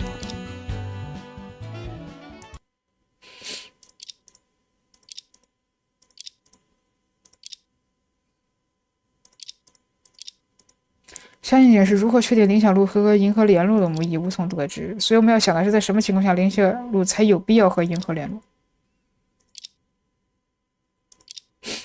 林小璐逃离法庭，刚安顿下来的时候，银河对他而言既是首领也是家人，包括平安属于正常行为。如果在那时监听，说不定能听到两人约定之后今后的联络的消息。这样一来，沙小姐就可以有针对性的监听，不用再守在装置前。反对。你们忘了，林小璐差点就把法院炸上天了，姐姐我可收拾了一整天的残局。林小璐刚刚经历这么大变故，她至少逃离的法院有相当的距离，或许安顿下来并不会这么快。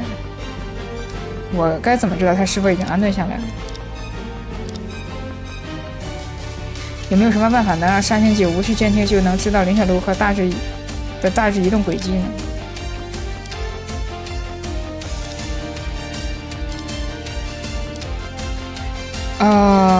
等一下，他是有办法知道的。等一下啊，我靠，有办法知道林小璐的移动轨迹。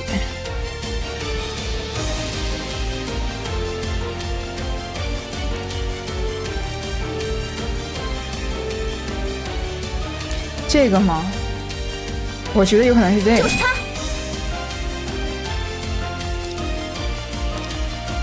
拿错了，不好意思啊，不是这个。我靠，果然是最后大 boss 啊！问题就是很难啊，是有办法制造林小璐的移动轨迹。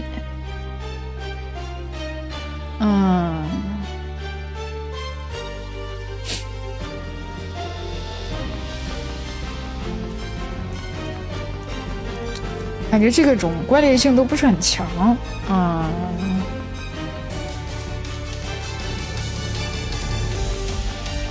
这个不是。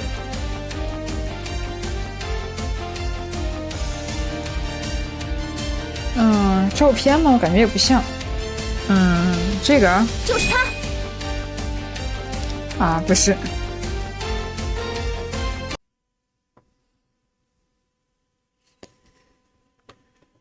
这个好难猜啊！我刚才又看了一下攻略，我是真没想到，我是看这个选项，真不知道有啥。这是什么来着？您忘了吗？就是几个月前林小璐曾经使用那部炸弹遥控器。这不遥控器内部有什么？沙仙姐，你可是亲口告诉过我，我都快忘了。所以陷阱指的是我们在其中一件证物上事先安装了追踪装置。没错，这件事本来不该对你说的。你想拿过那件被动过手脚的证物，还是你交给我的哦。这个遥控器的内部被事先安装了追踪装置，你可以随时监控它的动向。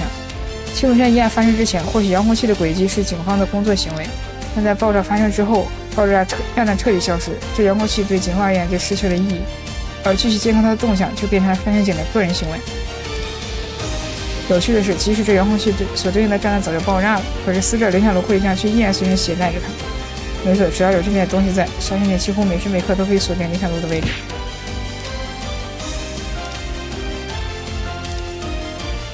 反对！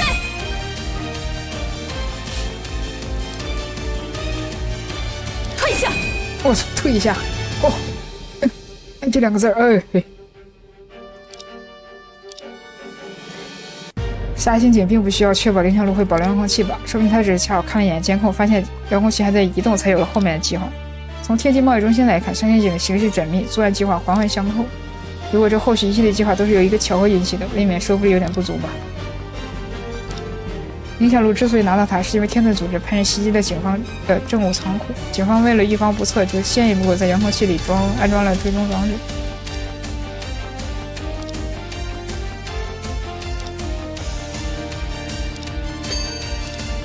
警方特意知道有袭击一样。天盾组织行事狡猾，又能人辈出，6多个信仰没什么问题，而且安装定位器这件事可不是我个人做法，这件事警方内部可都是知情的。刑侦局的政务仓库安保是非常严密的，不但有警员24小时不断轮岗，我们还在仓库周遭安装了大量监控设备。所有的摄像头都完好无损，但作案人员却完美的避开了任何一个的视线。如同鬼魅一般潜入仓库，用特制的微型炸弹炸开了一堵墙。什么意思？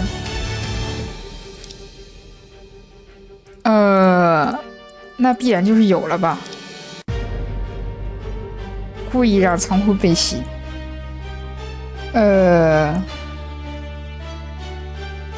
自己袭击啊！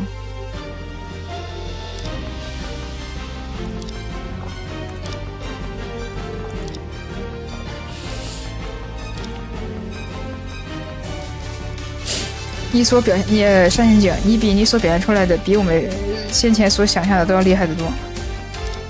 或许从政务仓库遭到偷袭开始，天盾的一举一动都在你的掌控之中。所以这回这个没头没脑的说法有什么意思？我们一直以来遥控炸弹器被盗是天盾在背后操作，但警方政务仓库防守何等严密，想要鬼魅一样潜入，简直难如登天。比起对警方讳莫如深的贩子的天盾成员来说，警方自己人员比山刑警你自己动手不是更加合理吗？反对！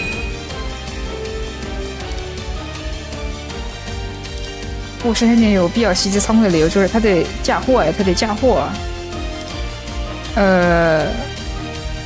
看一下袭击登上新闻，山刑警袭击仓库的目的便是取走证物，他需要让政务仓库被袭击一样登上新闻，被世人知晓。反对！世人知道警方被摆了一道，难道他疯了吗？反对！听我说完，这正是山刑警的目的，也是他的高明之处。警方的政务仓库遭到遇袭，其中部分证物损坏或者遗失，这则爆炸性新闻登上新闻，天盾组织也一样会看到。天盾组织不会随意收下来路不明的东西，但有了袭击事件就不一样了。山刑警可以将这个袭击者描述成有意加入天盾组织的人。难道说，没错，山刑警之所以这样做，就是为了制造将遥控器交给天盾的契机。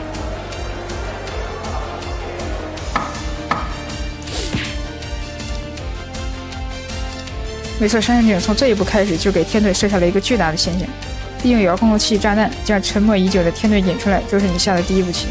而天盾掌握遥控器不久，就发出了预告信，扬言要对本国警方复仇。那会儿会理上还没有暴露，这个国家的事务就由潜伏在此地的吧，此地的他全权处理的。我接到汇报是他通过某种途径拿到遥控器，但可以肯定是他没有袭击过政务仓库。这么大的险，我可冒不起。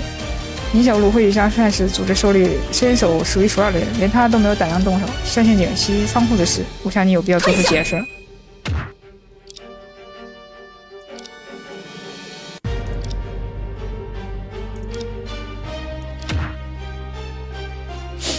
那时和你们一样，完全没有料到你家助手的身份，更不知道炸弹藏在何处。万一他们早就买好了炸弹，拿到遥控器就直接就地引爆怎么办？这样我不仅谁都没有引爆出来，还会酿成难以估量的后果。等等，或许你从未打算将这么危险的东西交给天遁呢。我的意思是，林小璐手上的遥控器也许根本就不危险。哦，是个假的。我不知道发生了什么，但就在刚刚，我体内的炸弹定时器已经被人启动了。哦，我当时一直以为是天遁按的。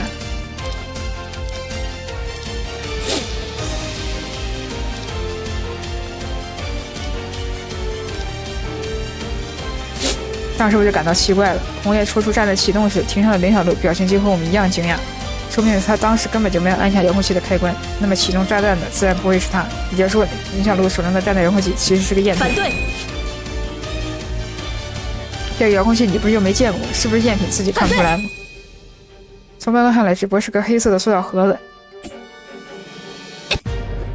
哎呦嘿，哎呦嘿，不试着操作根本不可能知道真伪。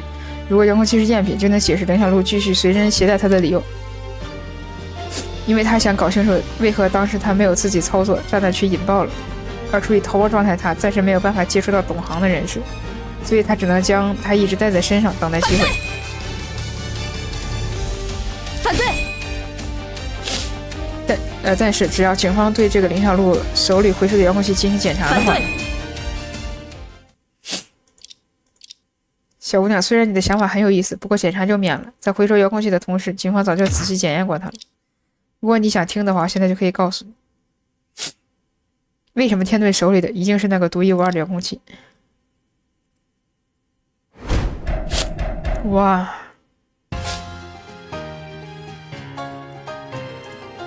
你可能觉得天遁都是傻子，拿到遥控器之后也不会确认真伪，但警方在回收每一件证物时，必会做一番仔细的检查。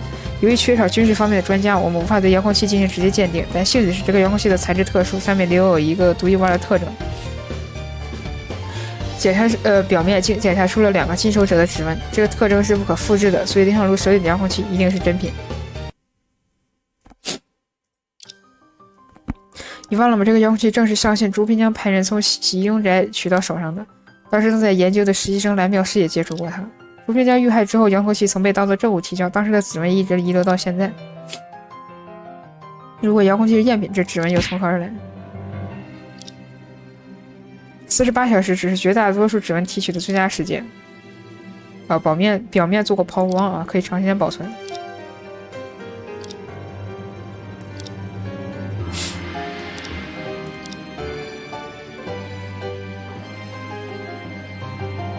审判长，院方希望对这样的证词进行询问。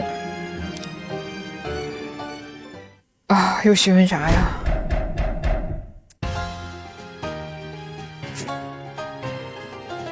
等等，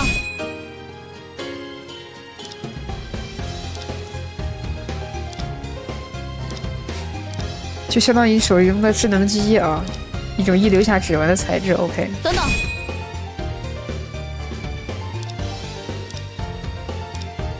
朱平江的指纹有好几组，既有左手一个右手，蓝妙诗的指纹只有一组，来自右手，其中拇指和食指、中指指纹相对清晰。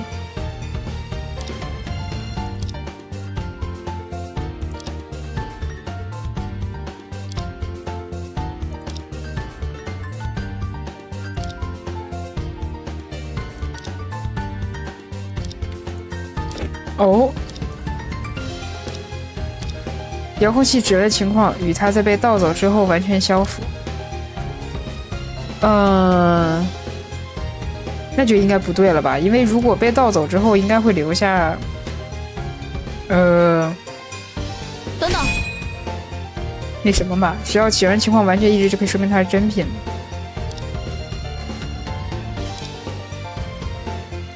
因为林小璐和李湘当时应该拿到了吧？就是反对。因为如果给林小璐的话，林小璐不可能一直戴手套。但是我不知道该指证，没错，朱平江的尸体早就火化了。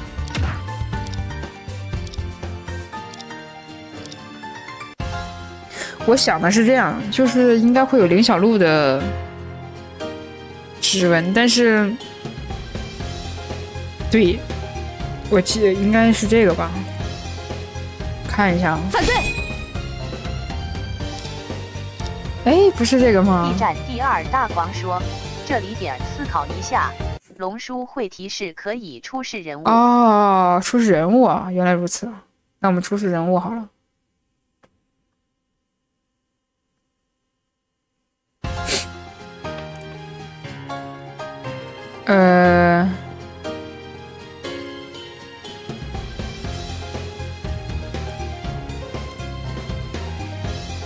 他嘛，应该会有林小璐的指纹吗？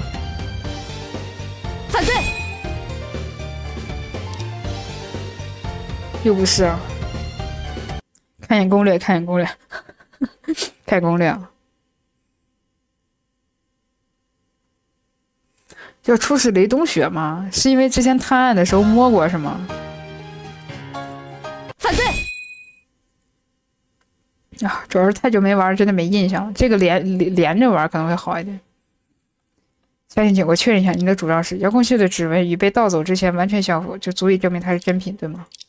反过来说，如果遥控器上的指纹在和它被盗之前并不相符的话，就证明这个遥控器肯定是赝品，对吗 ？B 站第二大王说，哦，之前第3章的时候，冬雪说过，由于第一次自己办案，所以没戴手套。哦，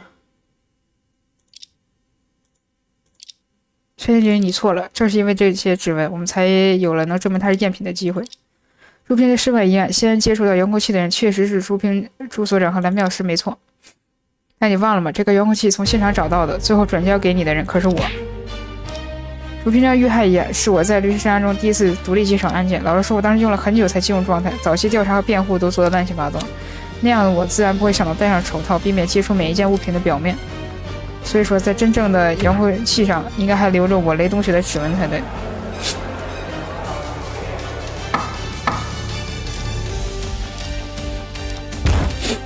合理解释就是只有一个，那就是破绽当时天队手里拿着的遥控器是赝品。B 站第二大狂说，考验记忆的部分，长期不玩真的要卡关卡死。对，真的这个太卡关了。就算最初找到遥控器的人是你，但缺少你的指纹不足以证明这是他赝品。倪小璐有可能刚好擦掉了上面的指纹。如果他拿到遥控器之后擦掉了指纹，那么朱平江和蓝妙师的指纹应该一并被擦掉了。就算真的如你所说，遥控器是赝品，你也无法证明它与杀心姐有关。OK， 反对。不是这样的，雷姐，你还没有明白吗？这是遥控器上的这2组指纹，才彻底揭露杀心警在事件中所扮演的角色。如果这遥控器仅仅是被人调包的赝品，那么它表面上不可能留下那2个人的指纹。遥控器上应该有朱平江和蓝妙师的指纹，这是只有极少数案件参与者才知道的情报。而利用某种技术将这2人手指纹印上去，更不是一般人可以做到的。就证明了杀刑警不仅伪造了赝品，还伪造了他表面的指纹。你已经做出了这样的事，还敢说自己与案件无关吗？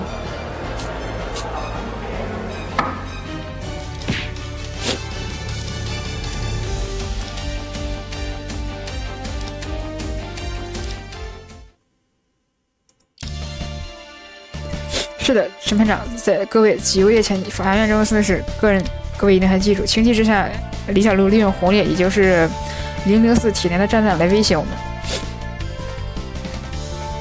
为了方便袭击，向前造的机器人虽然可以屏蔽一切电波，却唯独不会隔断遥控器的信号。我按下按钮，连半秒钟不到。屏上的各位，如果轻举妄动，你们可要一起陪葬了。但是当时的林小璐实际上根本就没有引爆炸弹的能力。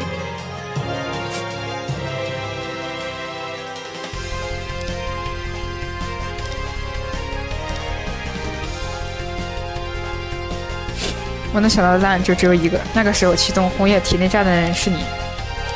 法庭上引爆炸弹让红叶粉身碎骨的人是你啊，杀刑警。反对。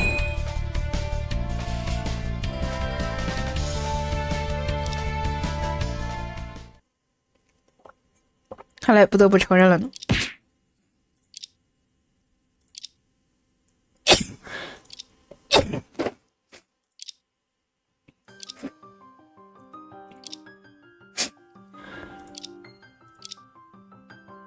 OK， 动真格了啊！我再次全面否认啊！没有见到确切的证据，我是不会认可任何结论的。啊，是吗？原来这遥控器竟然是赝品，上面还有伪造的指纹，又不是被你发现，姐姐我也被蒙在鼓里了呢。反对！打住！我问你，你打算怎么证明偷走遥控器的人就是我？反对！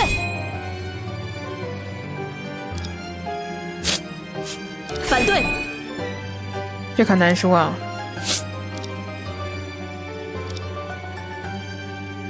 现在发现它是赝品，丝毫不能代表当时他手上的遥控器也是赝品。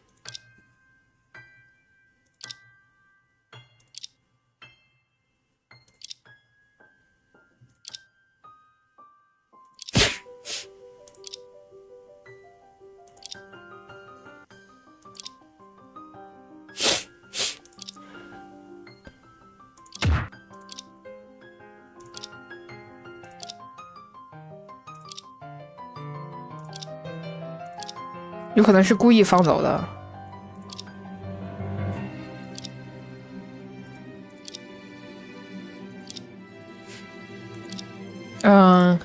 肯定是有这么做的理由了。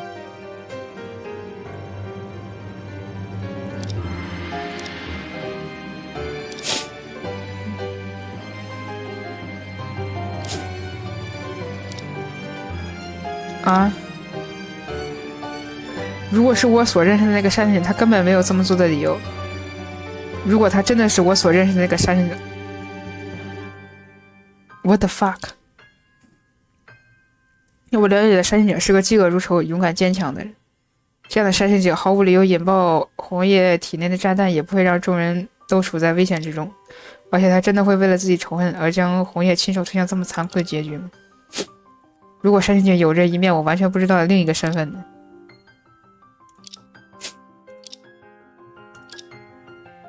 无论是金融大厦狙击行凶，还是袭击证物库，包括替换真假遥控器，在最后反应中按下启动键，有一个人好像完全符合这些条件。我们至今都无法获知的第二身份啊，玉兔！我了个都！那当年，我靠！那当年他杀死石警官，有可能是他干的喽，就全是他呗，合着全是他干的呗。他和华穗作为犯罪组织的一二把手，就算有权力的纷争，也再正常不过。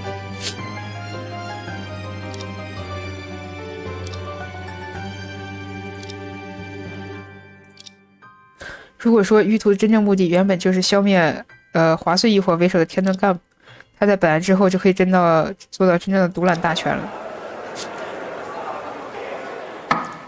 那也就是说，当年杀死那个语文英语那些可能全是他干的。我想表达是不是很明显吗？山井你其实就是玉兔吧，其实就是天盾第二系的干部玉兔吧。事到如今已经没什么好等的了。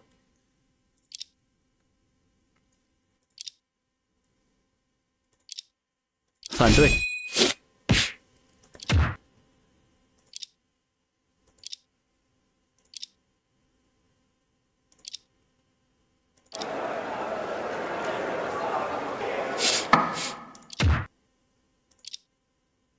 退下！火！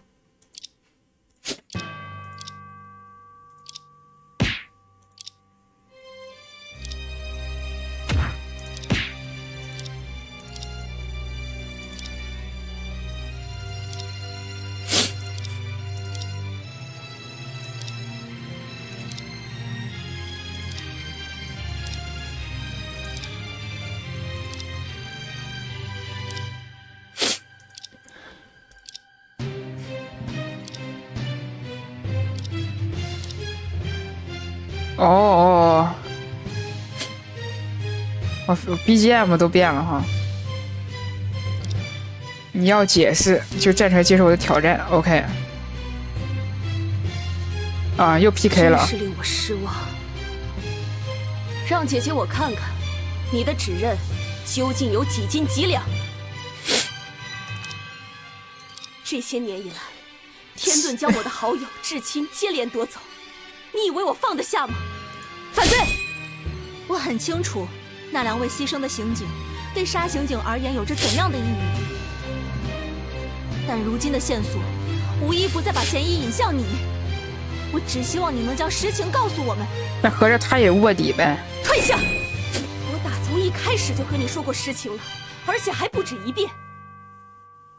你现在的行为，不仅是在侮辱我对阿健和真玉的情谊，也是在侮辱国际刑警为了剿灭天盾所做的一切努力。这些年以来，假若林小璐和银河的行踪与身份已经暴露，我完全可以光明正大的行动。反对！如果你是玉兔的话，你就未必可以光明正大的行动。退下！无论如何，我国际刑警的身份都是绝对真实的。刑警击毙反抗执法的歹徒，不需要负任何刑事责任。而以林小璐惠梨香的身手和性情，他没有道理会束手就擒。如果我真的想要干掉他，那我正大光明的将他拿下就好了。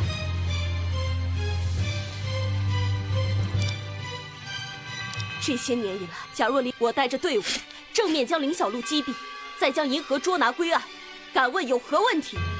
反对！如果不引发事件，你如何有理由捉拿银？退下！你不是说我在林小璐的项链上装了窃听器吗？那我应该早就知道银河的身份了吧？光是有监听来的录音做参考证物，我就可以将银河抓来问话。就算我非等到他们会面不可，也可以安排警员将他们二人一并拿下。因此，你的推断根本就无法自圆其说。这些年里，假若我带着队伍，我有什么理由需要这样大费周章的布局干掉他们？实在可笑！反对！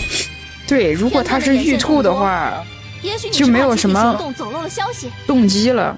我之前觉得他干掉天盾再怎么渗透，他干掉林小璐他们是为了他，是因为他跟那个有仇啊，杀了他的那个实行警。暗杀计划稳妥多了吗？啊，好像有点道理。就算形势所迫，我真的要独自行动，也绝对会向总部报备申请支援。你说的那套暗杀计划，对身为刑警高层的我而言，纯属无稽之谈。哇，完了啊！这些年以来，天盾将我的好友读取一下。你以为我放得下吗？假如林小璐和银河这个读取一下，没体力了。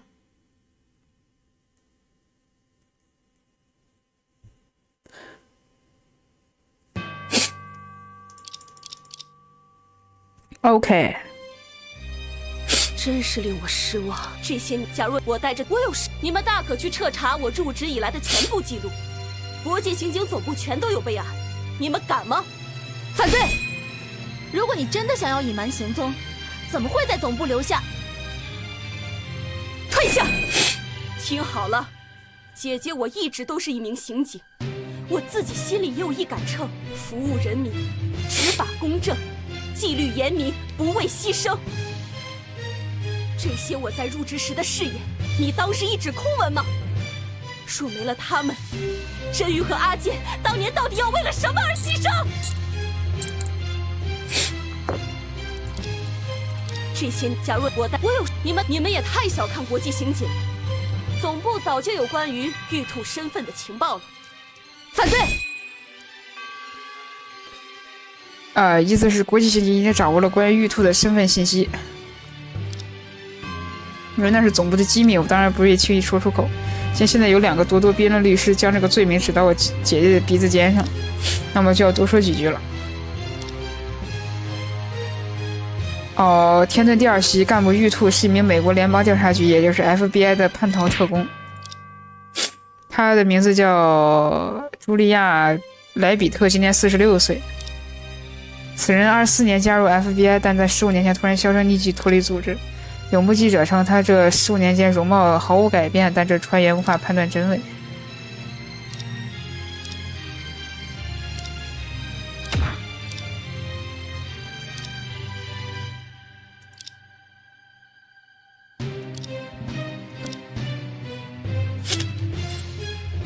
OK 啊，那就不是啊。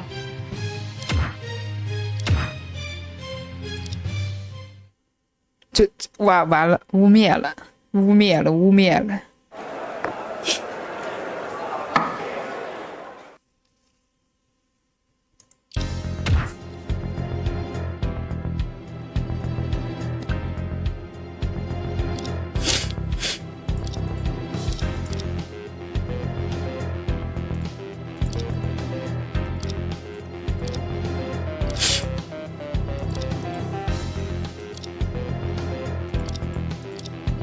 咋的了？你就先指控错了吗？啊！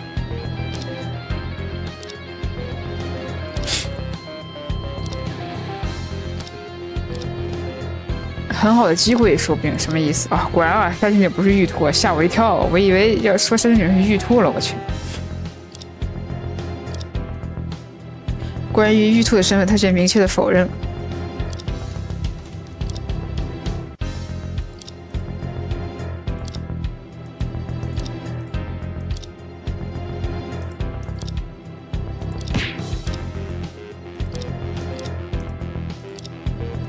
OK，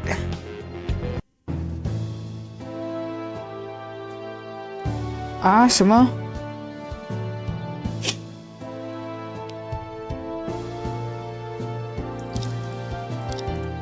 什么？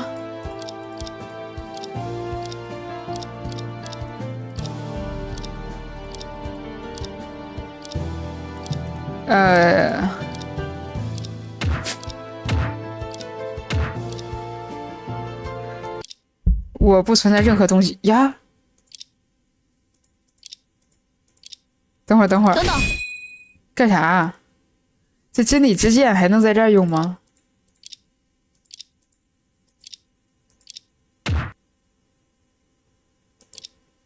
开庭的时候，沙欣姐曾经说过，给叶口什么都没说，剩下情报是开庭之后才能享受的乐趣了。连休息室的警员都被调到里面去了。OK， 负责安检的人都不见了，没过安检，我靠！这么抽象吗？最后这一步，感觉有点抽象。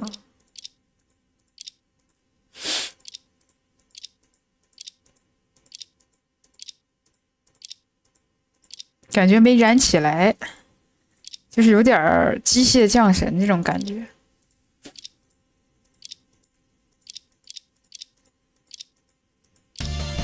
OK 啊，首先根据案发现场状况，可以肯定的是这3件是有预谋的。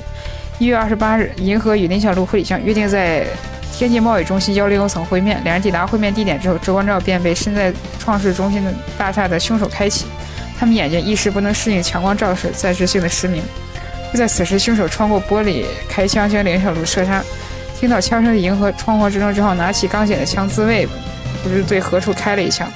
等到视力恢复之后，他发觉林小璐已死，这收拾现场移动尸体。而事实却是，那把填了2发空包弹的手枪是真凶特意放在地上的，其目的就是为了嫁祸银河。狙击完成之后，凶手通过滑索来到天津贸易中心，从而隐匿了行踪。这个人物就是你，沙刑警，你依旧不承认吗？你的挚友金针玉和你的丈夫石中剑均因天盾组织而死，你不会因为想亲手杀死天盾组织干部为他们复仇呢？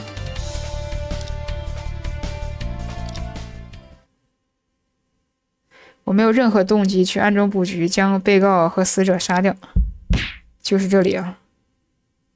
沙欣姐刚才说的是一兜彻头彻尾的谎言。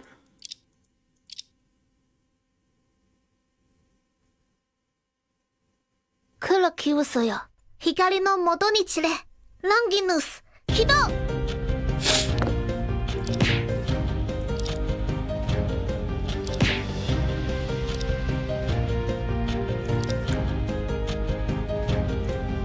有一说一，我有点忘记了，逆转裁判应该没有在现场破新锁的环节，只有王尼喜的那个，但我有点忘了王尼喜手镯是什么功能，当年一直没玩明白，我操。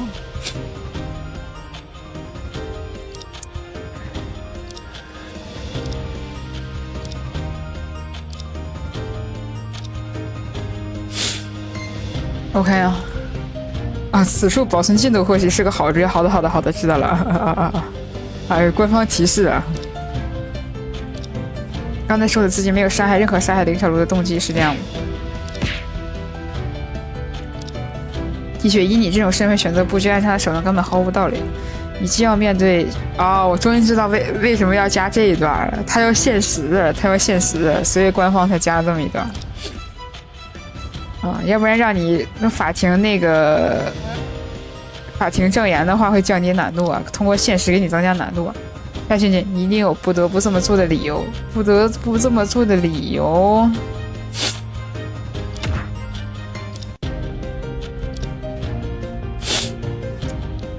是什么原因呢？想想啊，还是让我选择呢？不能放任林小璐公开被抓捕，那个窃听器，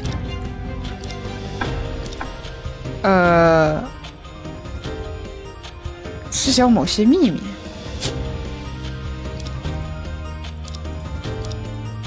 对，毕竟正面抓捕时若遭到反抗，也可以将其击毙，但这并不保险。万一你带来警员行动过于顺利，是这个吧？所以你必须将它灭口。我以为是窃听器，不是吗？我以为是他必须亲手杀他之后把这个窃听器回收。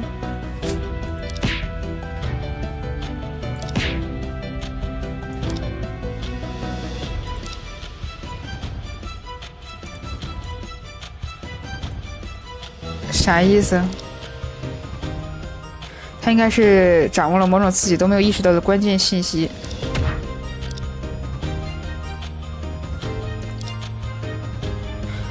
有可能林小璐会像看到了他射杀当年761号事件，有可能761号事件的人是他杀的。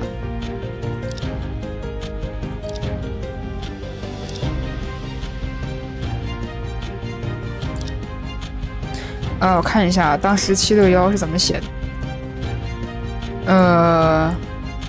谁是中弹？他是中弹。他呢？他是被捅了一刀。他呢？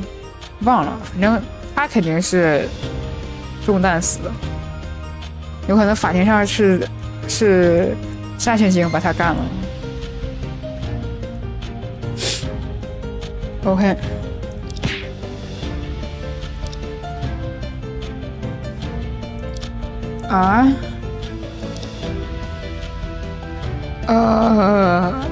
青樱吗？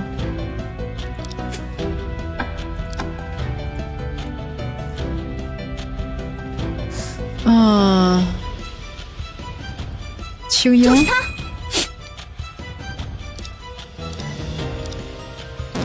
不对。不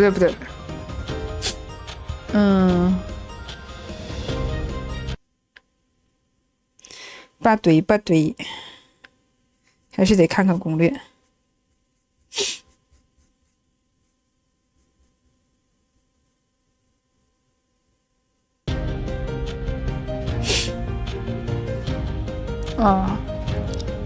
选择茶红叶吗？欢迎Billy下划线3546940419607254进入直播间。欢迎 Billy， 晚上好。就是他。我们刚才在讨论爆炸事件时，一直将目光聚焦在林小璐身上，但我却忽略了一个很重要的可能性，说不定你的目标并不是林小璐。你之所以启动炸弹，其实是为了让红叶消失。虽然是天盾组织研发的机器人，但他的记忆却相当于一名足不出户14岁的乡村少女。错了，红叶的记忆包含了那个真正的乡村少女不假，但她与另一部超反正亲有一个本质的不同。红叶的数据没有清除，红叶也就是007，它的原始数据并没有像青樱那样被清空，让你不惜危及全法庭的人性命也要按下遥控器的，这是他那句我都记得清清楚楚，不是吗？韩晨姐，你记得的是红叶和林小璐两个人，他们虽然是最近才产生了交集，但他们刚好是同一件事件的亲历者。5年前761号事件，相信你绝对不会忘记吧？被告语文英语检察官陆成英，还有律师司徒阳神一起死在了法庭的休息室里。警方对外公开的结果是3人在搏斗中同归于尽，但由于缺少证据，也没有任何目击者，我们就算对结果有任何疑问，也无法从其调查。原本我们是这么想，但实际上这个房间里是存在目击者的，而且还有2名。那2个机器人就是机器人003和004，也就是后来的英英红叶。林小璐当时切断了电闸，有袭击的法警，他的位置无法预测，也无法保证他恰好接近休息室，目击到事件的经过。这便是红叶和林小璐所掌握的唯一共同情报。猥琐山刑警，你想掩盖的是7月1号事件的真相。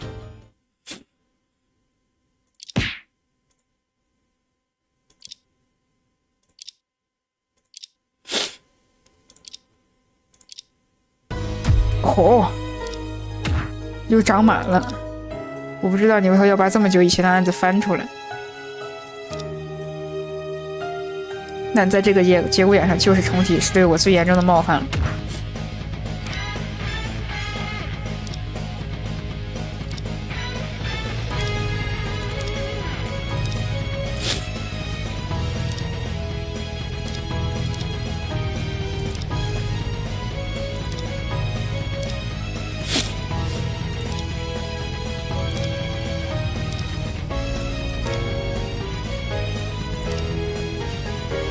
山刑警，虽然你也了解，我这些年一直在追查7月1号事件真相，但我怎么也没想到，事件背后竟然会是你。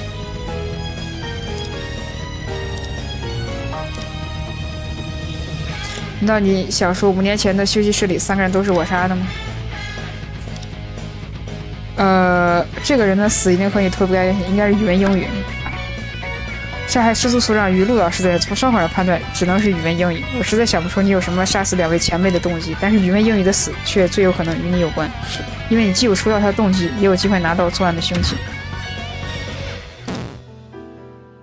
在当年的案件中，山刑警，你既是被害者的遗属，也是一名优秀的刑警。在听诊中突然遭到停电，林小璐袭击法警的时候，你就立刻意识到，这是一场由天队精心安排好的劫穷行动。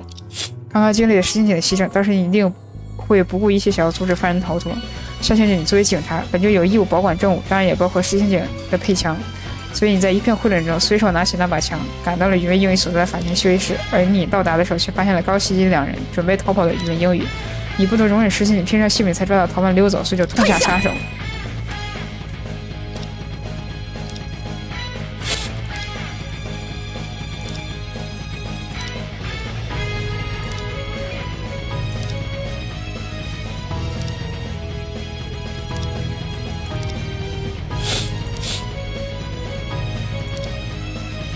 案发现场一片漆黑，以为英语那家伙的尸检报告显示，他可是被枪击中心脏，即刻毙命。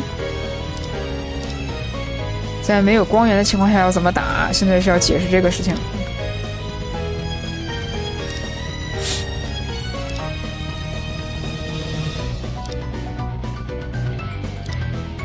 等等。虽然现场没有照明，但不能排除你携带了照明工具。警察的标配里有战术手电，我当时在法院里没有出外勤。OK，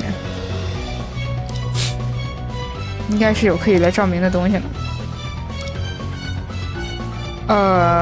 是真的存在。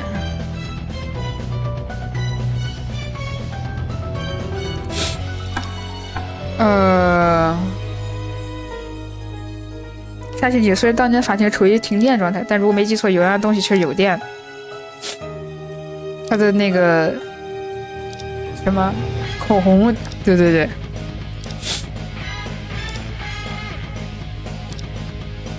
相信利用它发出的电火花可以照明现实，我操，这太扯了吧！这玩意儿真的有那么亮吗？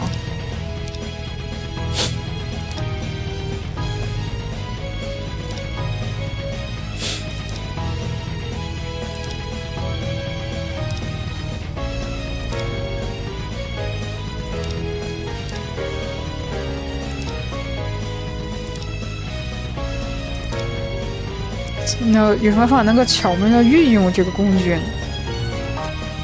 呢？巧妙地运用这个工具啊，想想啊，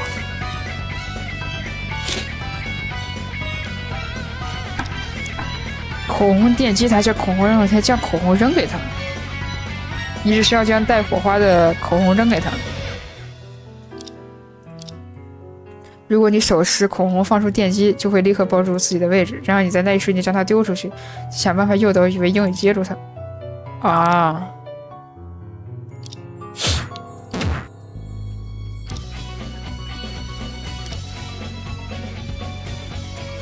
赛事同归于尽这个阶段最重要的依据就是陆检在手上检查出了硝烟反应，而你作为事件的亲历者，也在事后汇报仅在现场听到了一次枪响。如此一来，开枪者这只能是陆检无疑。陆老师或许真的在现场开了一枪，但他们做的原理不且不论。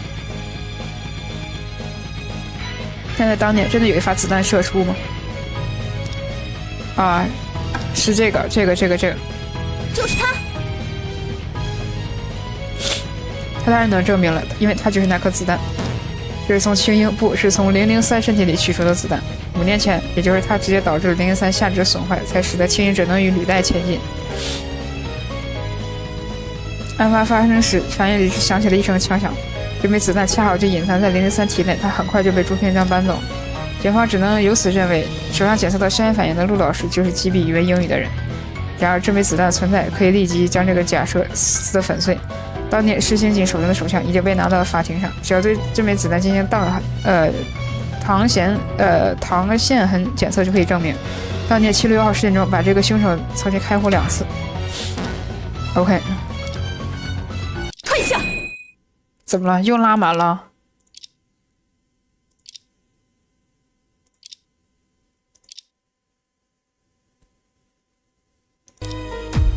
哦，3阶段啊。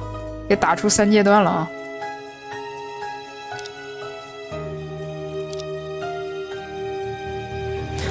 听清楚了，就算现场有2次枪击，其中1枪也是陆检所开，你根本无法证明击中语文英语的枪击并非由他射击。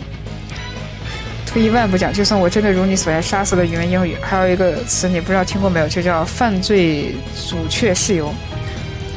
你是想说，警方等执法人在射杀正在危害社会的犯罪分子时，虽然行动构成了犯罪，但实质是对社会有益，所以不会被定罪。他不但已经袭击杀害了2个人，还打算手持武器从法院逃脱。另外，我身为刑警，将这个人击毙有何问题？如果你真的如你所愿用投掷口红的方式击杀了他，我只需要大大方方站在原地等候呼叫援助，等其他人来之后解释清楚。最后，我不但不会被追责，说不定还会立功呢。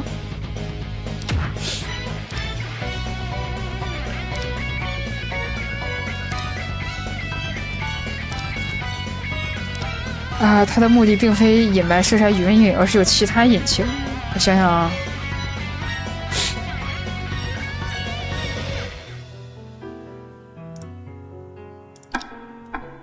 啊，不想让自己被卷入调查。夏青姐，你自己避免卷入这个本来就不会对自己造成危害的案件，是因为你不希望自己被调查吗？尽管射杀了一名刚刚杀了人正在逃走的危险分子属于你的职务行为，但从客观上来讲，只要发生了情杀事件，正常流程总是免不了的。你所希望的就是让警方不再关注你，将焦点对准休息室的3名死者。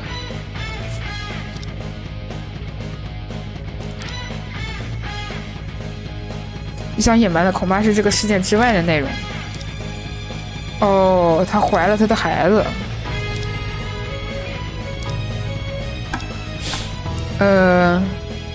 就是他。7月6号事件发生时，我们正在审理的是石中剑遇害的案件。由于被告在审理途中身亡，这场案件从来没有被达到过终点，但这个案子还有很多尚未解开的疑点。阿健的死，司法界已经盖棺定论，你在这里旧事重提，现在在我伤口上撒盐吗？但是，包括我们在内都认为杀死实行警的人只能是语文英语以领小路之一。然而，事实真的是如此吗？你可是当年负责案件的检察官，事情究竟如何，你再清楚不过。相信你想拼死隐瞒的，不就是这个案件吗？会不会因为石警官快死了，就是那个7，就是这个，其实是实刑警。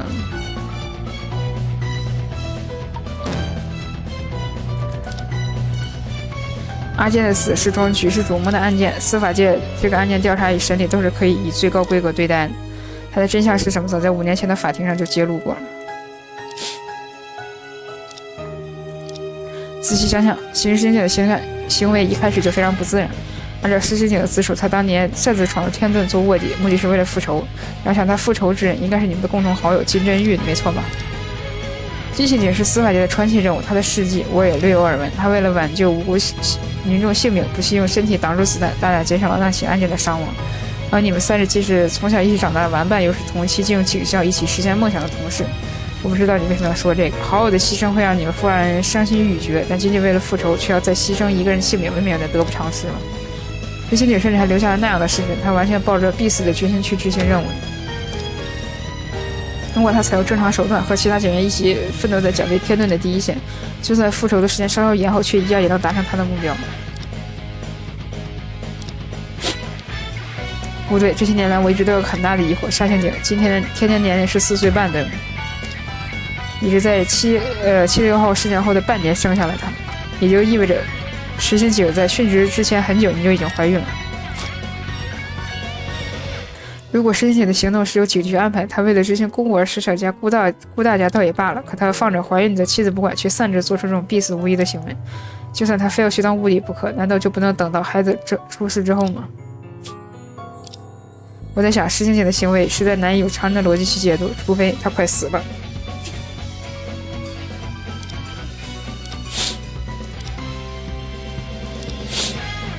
天遁复仇的原因就是这个，就是他。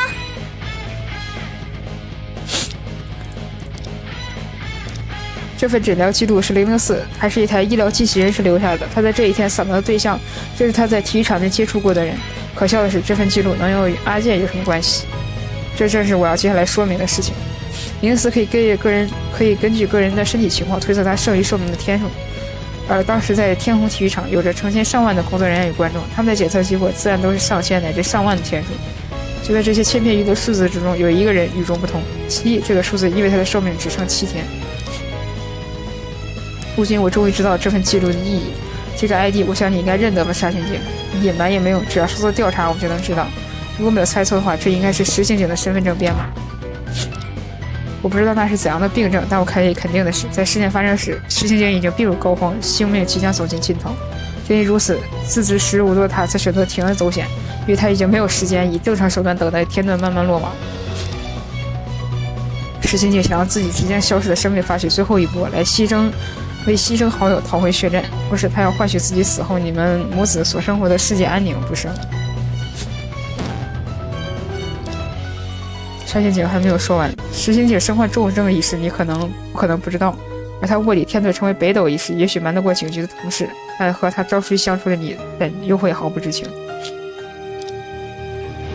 为了破坏环宇市运会的阴谋，并且一举捕获子夜和奎元2名干部，石刑警孤注一掷，孤身一人在桑拿房内设下陷阱。不过这中的陷阱的结果并不能令他满意，对吗？宇文英语这子夜，他最初只是以偷窥犯的罪名被抓获的。经历一番搏斗，拖着病去的石刑警虽然奄奄一息，宇文英语却并无大碍。这就是他连同沙刑警的你想要的结果。石刑警虽然在之后公布了宇文英语可能是子夜的咒女，但那些材料力度并不充分，否则他根本不用做出这种复杂的行动，他只需要直接上报警局组织抓获就是了。是的，如果宇文英语一口咬定自己的动机是偷窥，他的行动甚至不算是刑事犯罪，仅会因袭警而受到治安拘留。想让宇文英语站上法庭，坐实他的身份，有一个必要的条件，就是石井忠健必须在这个事件中死去，不是吗？你们从一开始就计划过，宇文英语必须要成为一名杀人犯。我赌上这一切沙刑警你绝对不会允许计划出错。杀死石刑警真凶其实就是这个人吧，就是他自己啊。就是他。这次行动已经彻底暴露了石刑警作为北斗的卧底身份。以石刑警的身体状况，他也不可能再去继续执行任何新计划了。宇文英语在返回桑拿房之后，确认石刑警还活着。林肯路在来到桑拿房时，石刑警已经死了。在他们2人中间，唯独还有一个人有机会来访，那就是可以随时对讲机和石刑警保持联系、通晓知情的现场情况的沙刑警尼奥。你为了将计划进行到底，不惜亲手射杀了自己的丈夫，不是吗？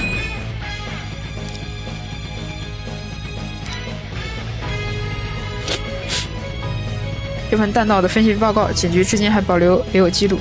无论是从射击高度、射击距离，还是入射角度来看，开枪的人只能是语文英语。对你这样的专业人士站在现场是可以伪造的。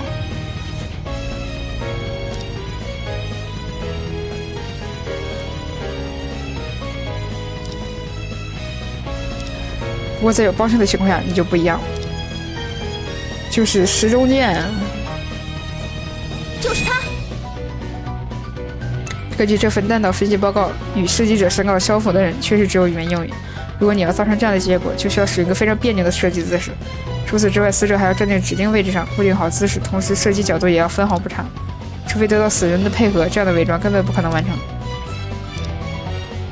为了在实行者生命即将将近之际，你们的计划，为了让语文英语成为杀人犯，再由实行者的视频在法庭上突然揭露他的真实身份，上刑警，你是在实行者的授意，甚至可能是哀求下对他开枪，对吗？或许那个本来就必死无疑的实行警对你提出最后一个请求。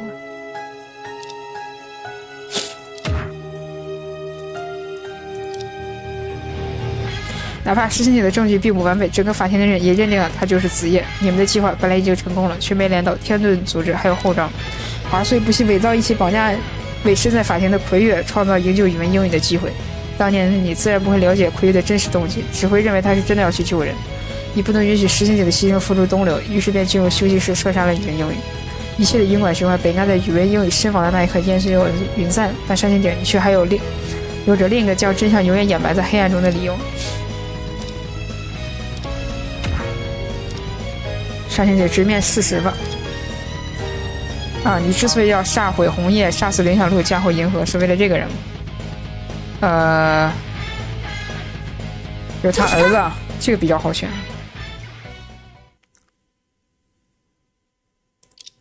你不能让林小璐、惠香活着落入警方手里，更不敢让红叶说出你的秘密。因为石刑警虽然已经去世，但你的儿子天天还活在世上。只有将这一切掩埋，天天才能像现在这样以英雄之后的身份健康快乐的成长。一旦当年的事情败露，你很有可能面临刑罚。天天则会在失去父亲之后继而失去母亲，而你们二人曾经的英雄事迹也会被蒙上一层厚重的阴影。就算是除掉无辜的红叶，就算威胁全法庭人的性命，就算对林小璐实施暗杀，你也绝对不会心慈手软，对吗？这就是5年来一切事件的真相。其实我觉得没有第4章那个红叶不是人那个震撼啊。这个其实唯一震撼的点就是点出杀戮瑶啊，然后就没啥。后边这段就是一般了，我没有做错。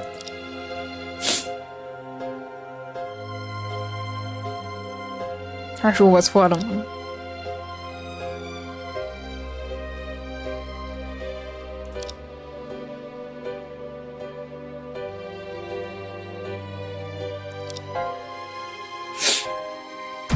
不该是这样。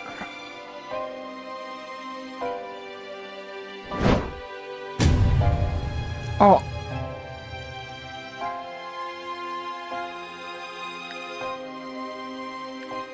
欢迎龙泉沙 Sans 下划线。当年是可以说哦，这个例会的样子跟之前是一样了，也罢，就算我机关算尽，还是逃不过这命中的劫数。如果你在姐姐那里了解过，就应该知道我和阿健、真玉都是孤儿，30年前发生一起。哦，这个应该就是涉及到那个事件了吧？就是村长那个事件，西调组织抓捕儿童献祭的恶性事件。我们便是那时仅有的几个幸存者。当时是一名英勇无畏的警察将我们从那个魔窟中救了出来，我们便立志成为警察，以报效这个社会。我本以为我可以一起学习、追梦，在一起工作，这样一辈子在一起。虽然在刑警前线牺牲并不警察在前线牺牲并不罕见，但我实属没想到真宇也会遇到那样的结局。因为天顿组织的疯狂行径，真宇在那个剧场中灰飞烟灭。我还未能完全接受这个现实，而且他就被查出了一种罕见的血液病，这种病状无药可医。他的生命在那时进入了倒计时，原本还在为自己的人生规划未来，但一切的规划突然在那一年彻底崩塌了。他就是在那时候提出了这个计划。虽然阿健在视频中声称自己是要为真宇复仇，但他比任何人都清楚，放不下仇恨人其实是我。这个对我来说无比残忍的决定是我们共同做出的。我无次向他提出终止计划请求，他却始终坚持如一。我至今都无法相信我们在接拉房里的对话，留在我脑海中的只有阿健在临终时的最后一句遗言：希望我走之后这个世界会更好。接下来发生时就便如你所言，我们眼看就要成功了，却为半路刹车的林小璐坏了大事。我并没有在一开始就动了杀心，我只想在第一时间赶到现场。我毕竟是警察，不会轻易被冲昏头脑。但这个天遁的恶魔接受法律制裁，比我私下处死他更有意义。然而当时的情形却是这样的：举起双手不许动，是你放下枪吧，你甚至看不到鄙人所在之处。屋子里的另外2个人呢？你把他们怎么样了？如你们所见，2个人已经活不成了。哦，鄙人忘了你，现在你还见不到他们。罢了，不如我们做个交易如何？我说的内容你会感兴趣。你的丈夫身亡遇害一案，鄙人自入庭以来便百思不得其解。鄙人虽然不知道魁月身份，却了解他从不用枪的习惯，而鄙人射击的手感绝对不会出错，北斗绝非鄙人射出的子弹所杀。若这凶手既非鄙人，也不是他，岂不是没有理由动手了？直到方才的法庭上，鄙人才想到这个令人色变的可能性。为了让鄙人在千夫所指之下身份曝光，你们夫妻2人竟然做到这种地步，这般胆识与行动力远超了鄙人的认知。鄙人现在已经不再记恨北斗了，对他只剩下由衷的钦佩。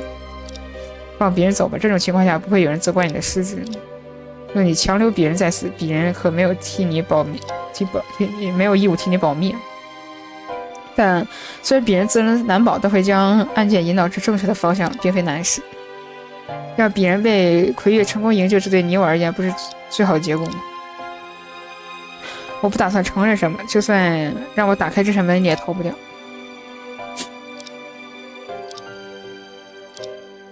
与其我们在这里耗到灯亮放你走，才是对你我最好的结果。不如好人做到底，这个送你。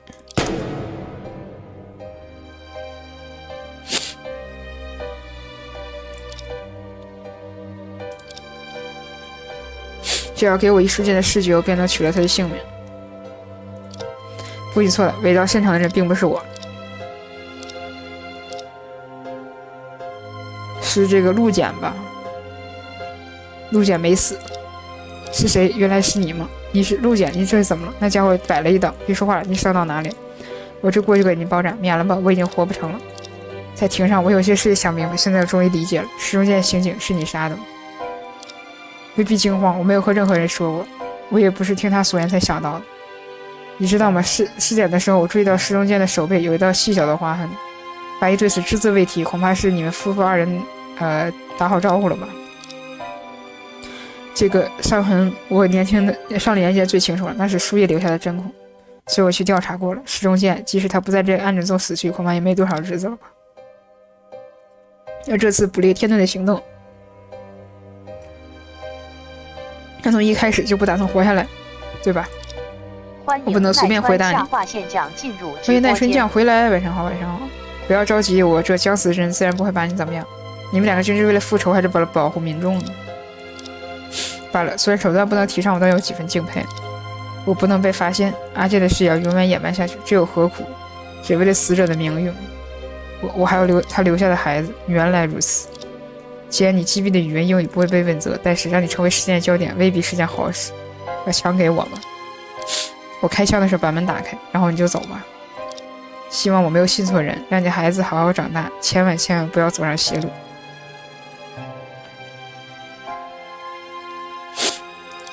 在法庭引爆机器人并不是我的本意，但当时的情况危急，查红叶随时可能将5年前的见闻说出来，以及你们4人敏锐洞察力，哪怕是一点点的线索，对我而言也是致命的。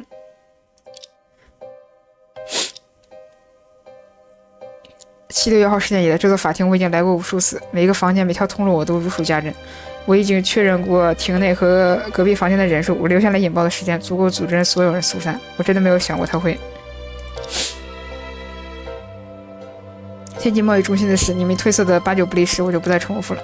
5年前曾经进入沙囊房的人，在档案中只有宇文英语和刘向路2人。如果刘向路活捉，这个案子很有可能因为他的供词而节外生枝，而子夜遭到埋伏一事，华虽不可能不过问，难保林小璐没有对他说什么。这2个任务不得不出。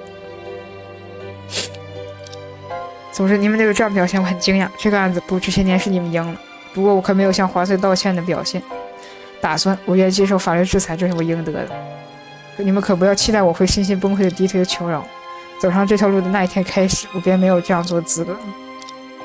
如果让我重新选择一次的话，我会避免红叶的失落到这个结果。就算他并非人类，却也是个无辜的存在。警察的义务是保护民众，在我的心中，他明明是该被保护的对象才对。如果能早点知道他的真实身份，我无论如何都会找出让他活下的方法。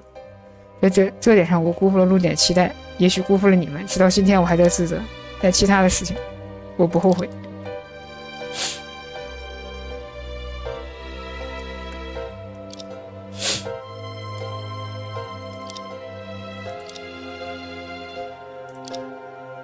辩护方咋的了？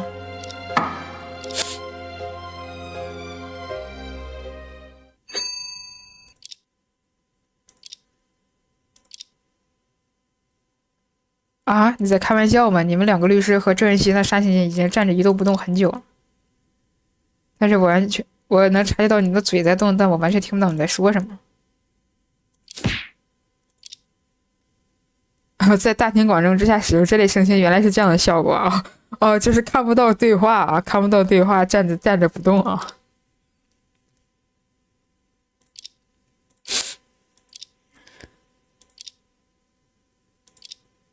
哎，刚才他不是亲口承认了吗？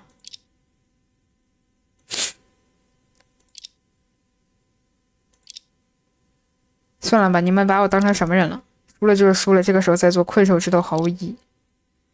赶快出示证据，然后结束这一切吧。啊，还这么玩啊？说了半天啊，这是脑内对话是吧？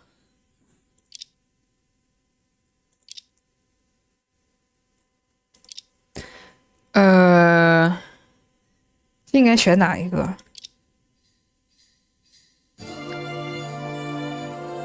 我应该选什么？这是最后一个了吧？法律存在初衷是维持人类整体的秩序和利益，只要每一个判决能让善得到褒奖，恶人得到惩罚，整个社会都会获得最大的利益和最小的损失。所以真相其实并没有想象中这么重要。找出判断的依据。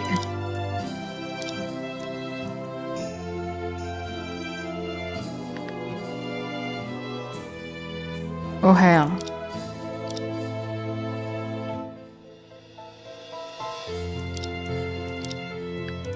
说白了就是我们要不要出事呢？就是说判银河有罪还是判银河无罪啊？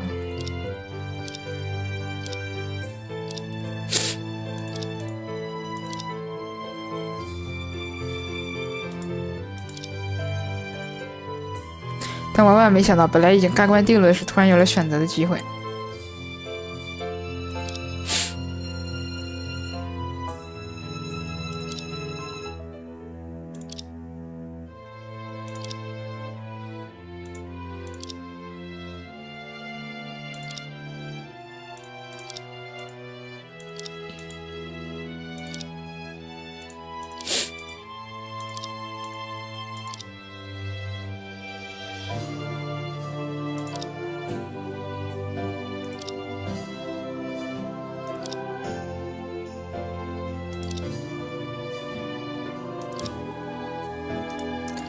OK 啊。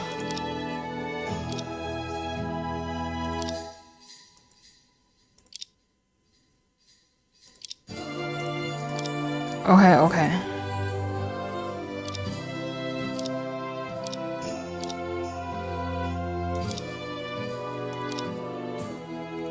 啊，这就是选择结局了。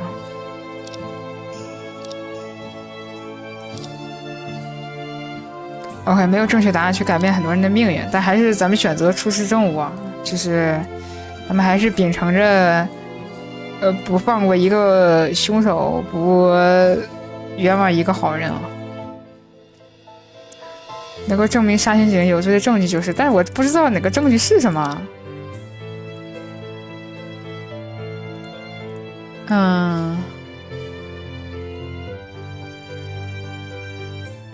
这个吧。哦，那是哪个？这个吗？我靠，这是哪个？但是我作案的证据，哦，是这个吧？哦，对，这个还没出事呢，忘了。就是他。对不起，沙刑警，你的动机夹杂着私心和职责，从结果上来说，是好是坏已经很难评判。哦，这个是他的那个电击枪的那个吧？我十分钦佩你的胆识和决心，但你所采取的手段终究触犯了法律。贯彻的选择啊！审判长，请看这幅视频截图。这个新型轨迹好像在哪里见过？是的，这张新型轨迹截图和骨灰长昨天拍下的视频形状一致。最重要的是这张截图的来历，它来自于机器人00416的最后一块芯片，大概是红叶留给我们的最后遗物，也是揭开真相的最后一把钥匙。请看这张截图拍摄时间是19年7月6日。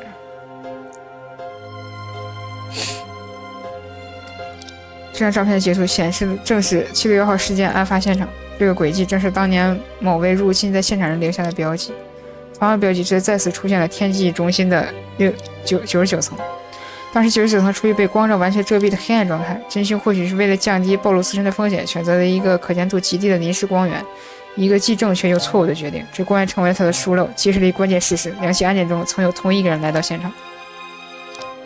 是的，正是这起旧案导致了这些年来的一系列事件。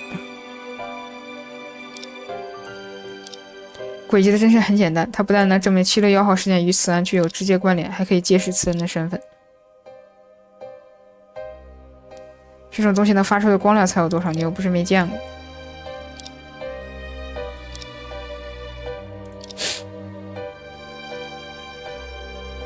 山刑警，我所有人都见过你这支口红的接触电击功能，它放出的火花并不大，形状也称不上是新型。不过我也是在刚刚才知道，它的末端还存在着胎色枪的线圈。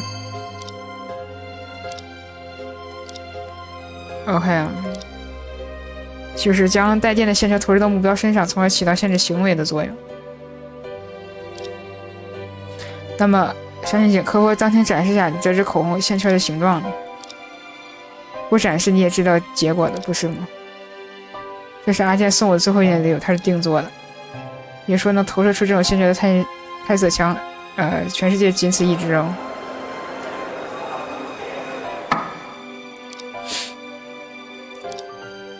我的意思还不明白吗？这个案件已经结束了。反对。杀死林小璐、惠里香的人就是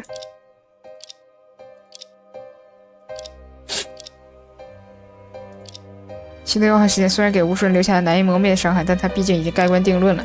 如今再去追究这么久远的事情没有意义。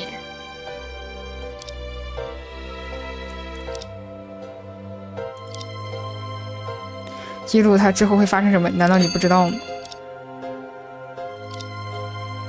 ？ZBL 型夜盲型综合症，虽然这种罕见的遗传病，其患者大多集中在某个偏僻的村落，但世间总有一个零星个别病人，比如我的父亲。是的，你应该清楚这意味着什么。而且那天我也在法庭内，虽然没能在第一时间赶到现场，但家父身上其实携带了手机的。其实室内没有信号，他用尽最后力气编辑的短信并没有发出去。案件结束之后，这部手机依然作为遗物辗转到了我这个家父手里。草稿箱里只有这5个字：不要为难他。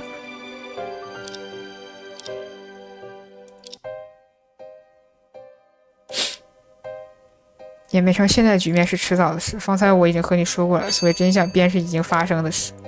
比起追溯过往，我更在意的是尚未发生的未来。既然是家父的遗愿，也是我本人的想法。所以我在郑重的问你，揭露真相之后会发生什么？你想好了？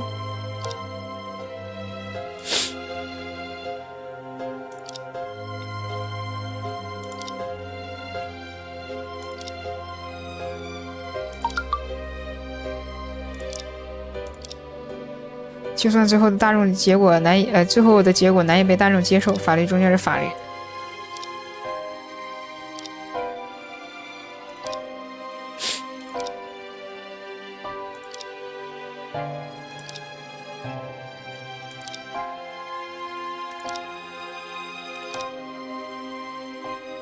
我不敢保证它能带来的裁决是公正的，但它一定是公平的。我们一旦为了一个特例网开一面，就一定会有下一个、下下个。我们甚至无法排除这种特例有朝一日会遭到别有用心者的恶用。如果届时连法律都不能约束他们，我们又要靠什么来维护社会的秩序？因此，无论结局有多么残忍，我都要捍卫法律的尊严。这就是我作为一名律师所做出的选择。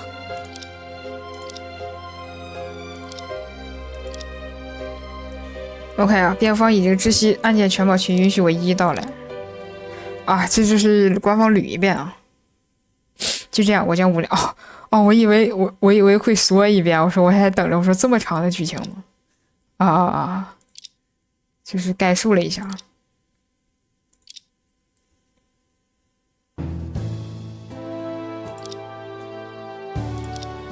他说的都是事实，虽然部分细节缺少证物，但纠缠这些不是我的风格。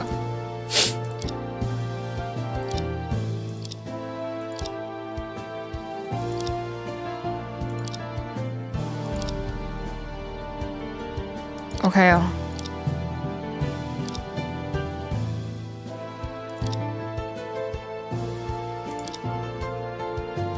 OK。我无罪啊。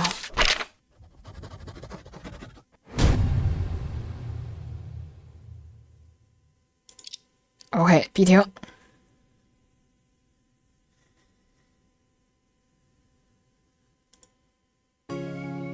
OK， 终于结束了。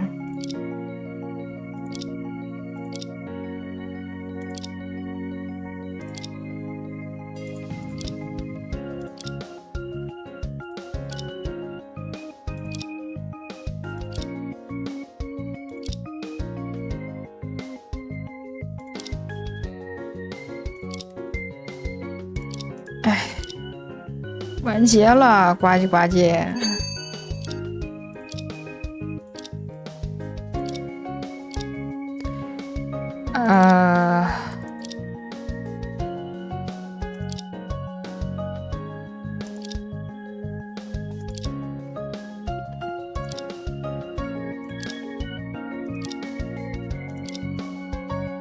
上期和银河那边引起了不小骚动，我先处理了。好自为之。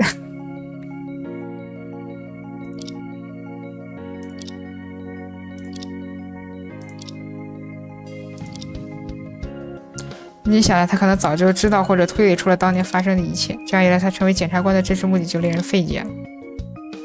因为他仅仅是为了完成父亲的遗愿而来。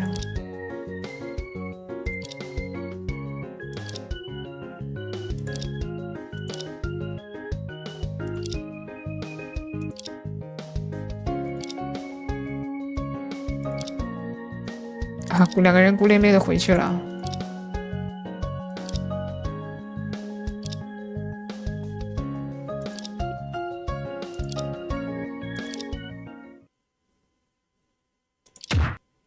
龙虾大餐。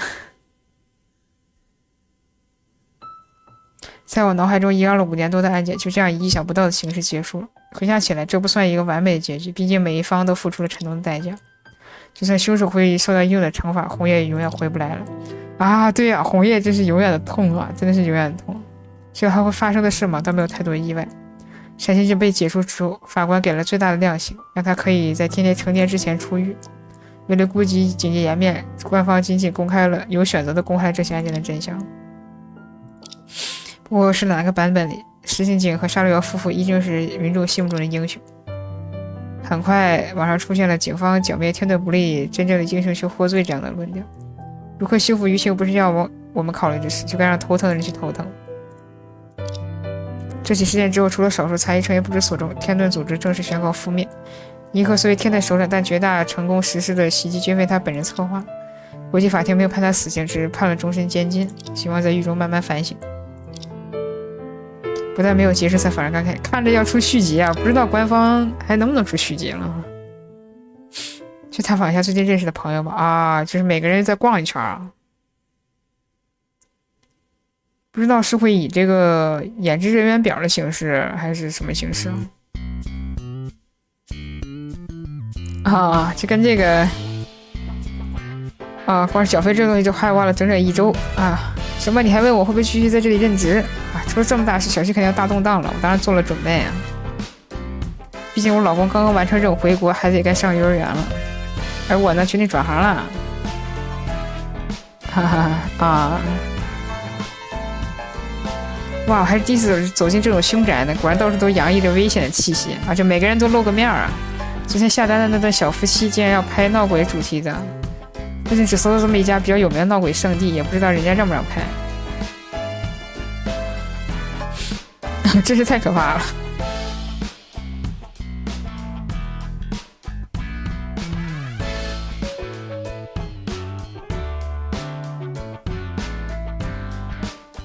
啊，昨天还是，不过我已经离职了。哇，专门教一人做饭的厨艺主播，我让你拍了吗？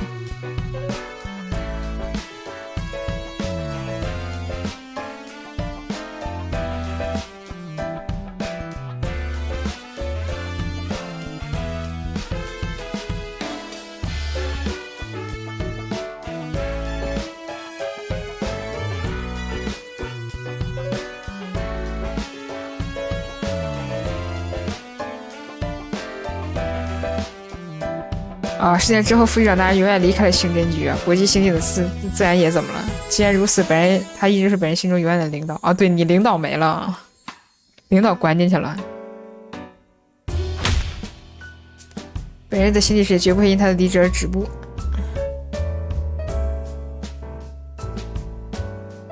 哎呦，还有你呢哈！你俩就是配搭档上了。这位大哥站久了这么累，买个月饼补充点糖分好不好？本店还支持手机扫码支付，在这个月饼的二维码上扫一下。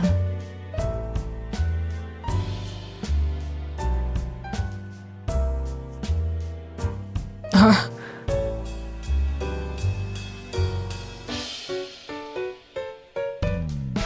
找到了新的生财之道。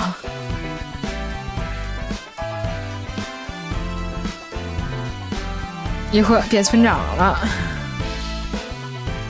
研制夜盲症的药物已经完工，却了却了一个心愿。王所长的哦，你俩搭上了啊！查某的工作远未结束，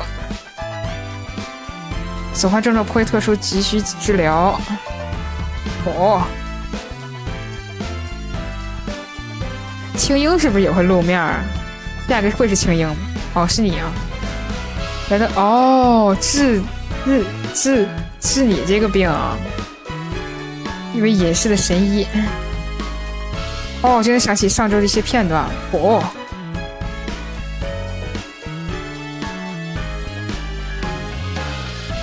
牛逼啊！开始治这种病了。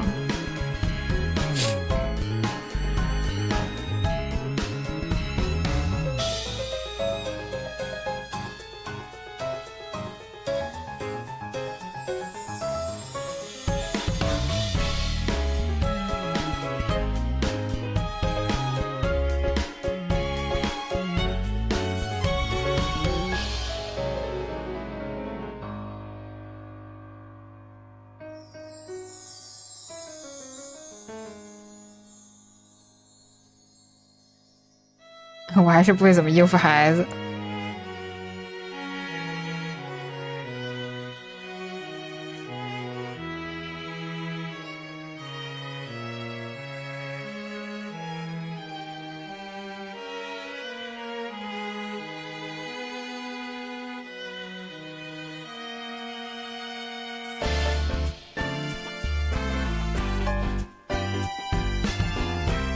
哟呵，还有审判长的事儿呢哈。陈检，哦，这是最开始的那个新手教程吧？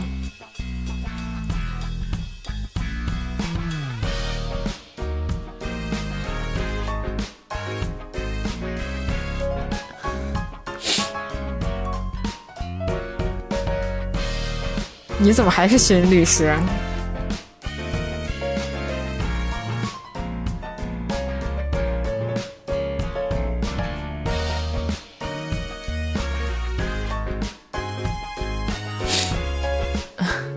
咋的了？我跟你们说啊，现在我可是转正了，不再是睡仓库的实习生了啊！不是又弄出来俩岔子，就把春英的腿给摔了。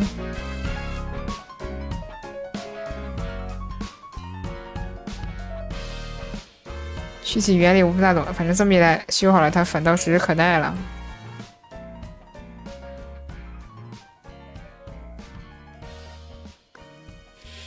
之前被人遗忘研究员招募了一批什么知识，着手研发005有005了。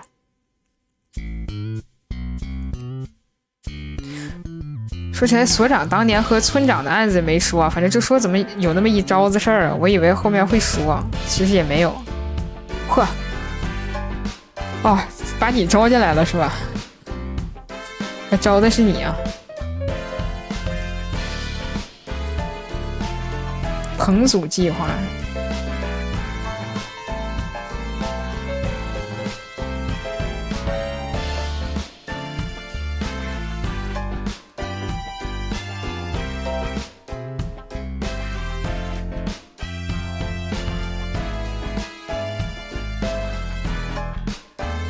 哟，挣大钱，上回死的人自个儿都觉得这公园要黄了。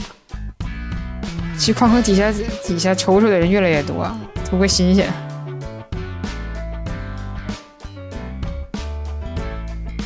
你看专战斗项目日子也回不去了。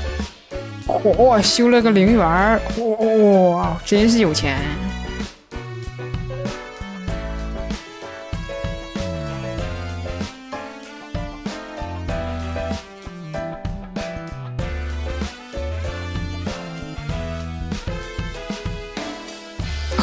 你为什么要去陵园？我真的裂开了。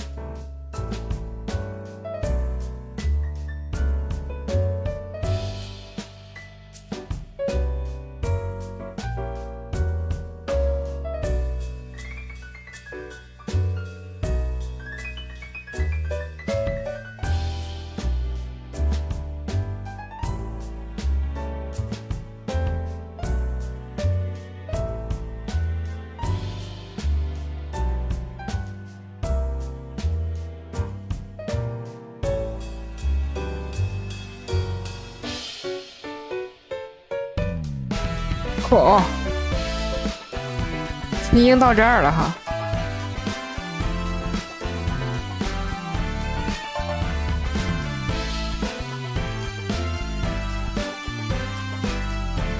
010层被改成恐怖体验馆了，这可还行，请过来扮鬼的。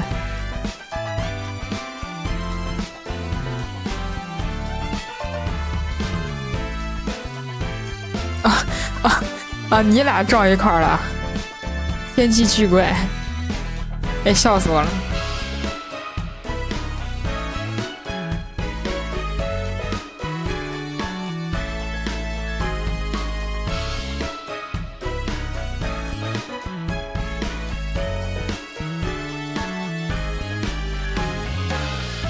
我测试网络直播 live 什么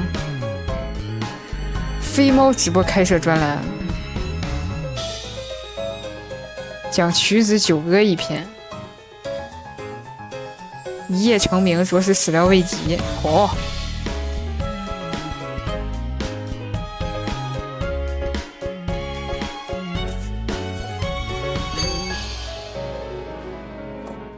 伪装意识协会早已谅解 ，OK。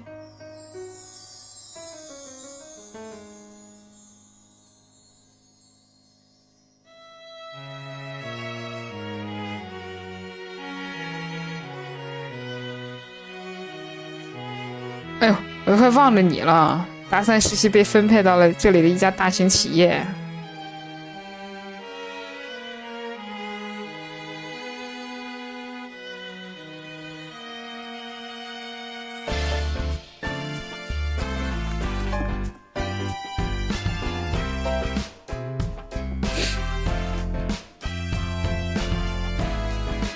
红叶妹子不在了。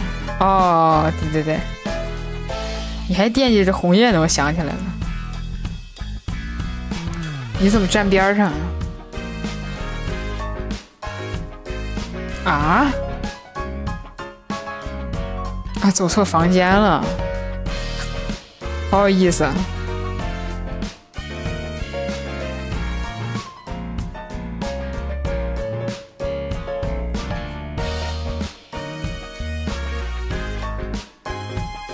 啊，你俩都是啊，对你俩都是有想保护的人啊。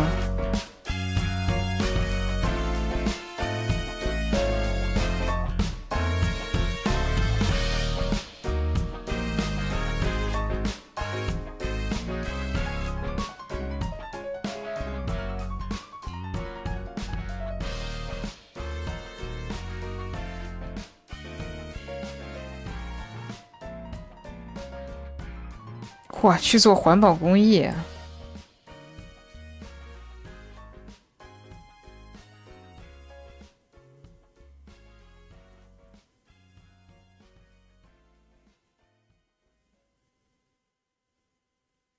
现在如何了？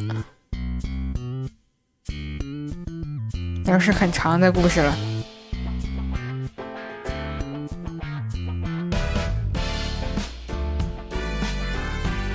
啊，回来了 ，Congratulations， 终于解了一个大案件，可以松口气了。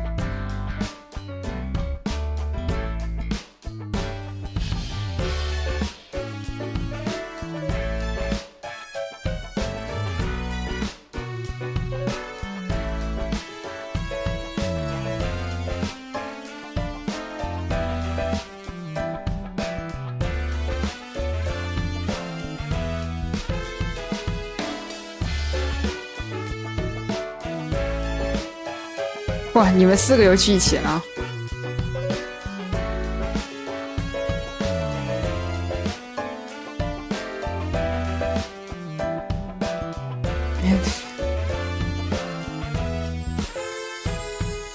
对沙发不持保留意见，坐着挺舒服的。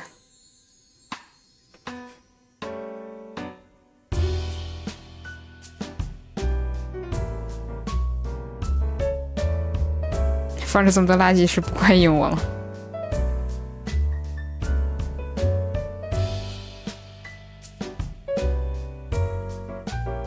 哎，他不会辞了吧？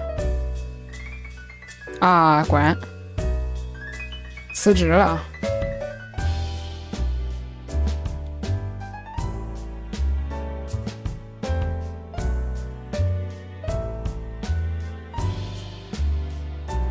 7月6号事件以真相大白于天下，天盾组织不复存在，我该回归主业了啊！开启音乐之旅的远征了，别再驳回了。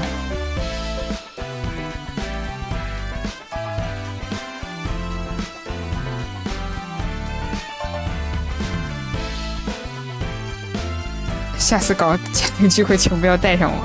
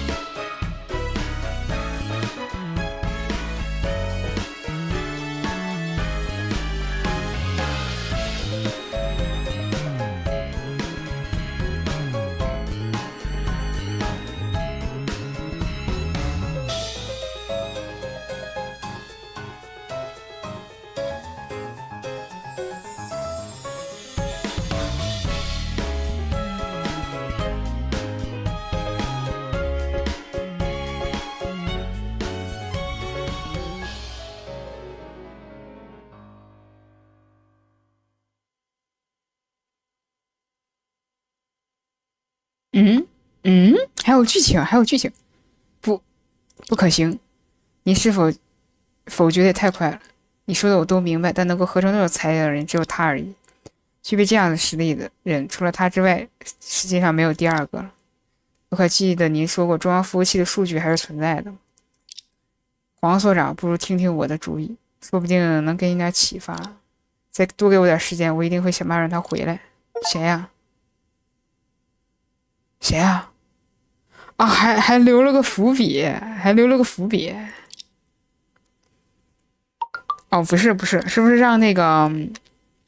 从结果上看，语文老弟死了，茱莉亚逃了。我交代的事，明明你一件都没办。啊！我只是看律所的，你让我把那2位先抓起来再保护起来，实在太强人所难了嘛。更何况巨兔茱莉亚从头到尾没露过面，你让我上哪儿找她去？我能做到只有协助本国司法部门让天遁走向灭亡而已。也罢，结果那3个人里只有老朱不需要我干涉，他也算死得其所。老朱是谁？不过接下来那家伙一定会再有行动，你可要把你的事务所保护好。谁？玉兔吗？哦，对，玉兔还活着，那家伙还在部队的时候，可是我们想象之中最癫狂的。区区一个国际犯罪组织确实留不住他，连我也预料不到他会下一步会做什么。哎呦，说哦，老爹，你真的不考虑亲自出马吗？你能调度的资源可比我多了。我能从那3个事件救出3个小鬼，至今已经退场谢幕了。这个事哪还轮到我这种人应该踏入棺材半步的老人的表演？如果这样我出手不可，你怕是已遭入灭顶之灾了。那看来制作组还是想写点后续的故事的，但是恐怕可能不知道什么时候能再出第2部。对，这个制作人已经死了，这个制作人已经去世了。又比较好奇这个配音是谁，我能让他走得快一点吗？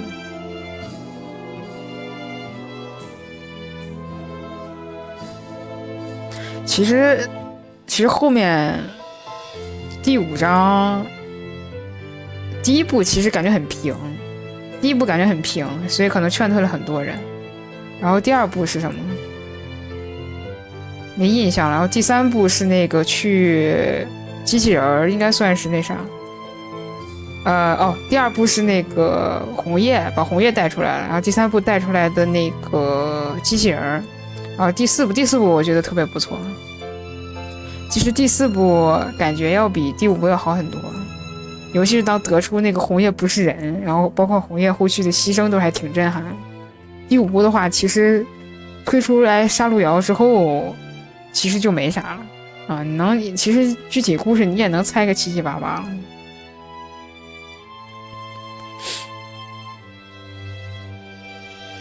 就是你能知道大概杀戮瑶确实是跟前面761号事件还有之前案子可能有点关系，没有第4部那么震撼。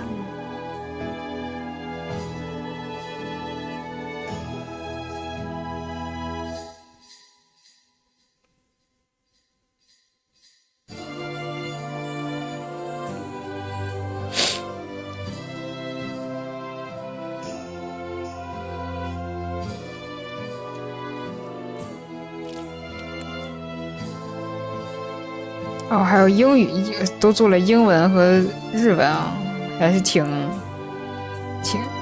挺用心的。小成本制作，不仅仅只有中文啊。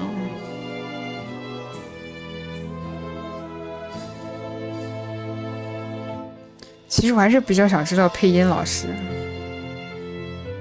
不知道有没有，会不会出现？有了，配音团队。北斗企鹅啊，是企鹅他们配的。配音导演是山新吗？他们有宣传过这个东西吗？这我还真不知道。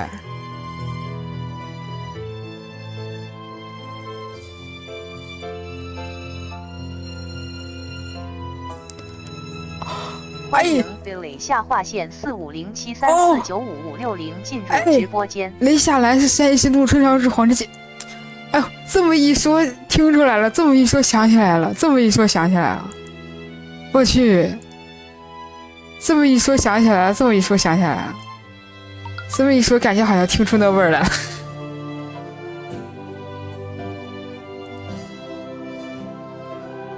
笑死我了，我靠！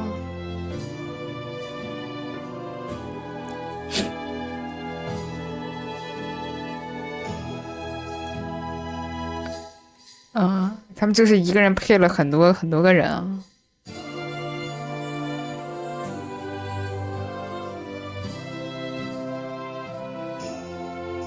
其实也没啥，其实这后面这些人其实也没啥台词。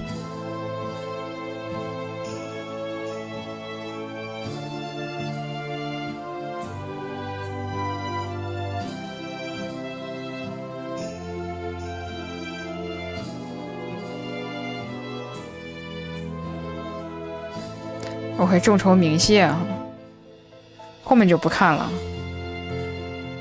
OK，哎，拜拜，晚安晚安，今天加班了，完结了，咱们明天播新游戏了，大家拜拜。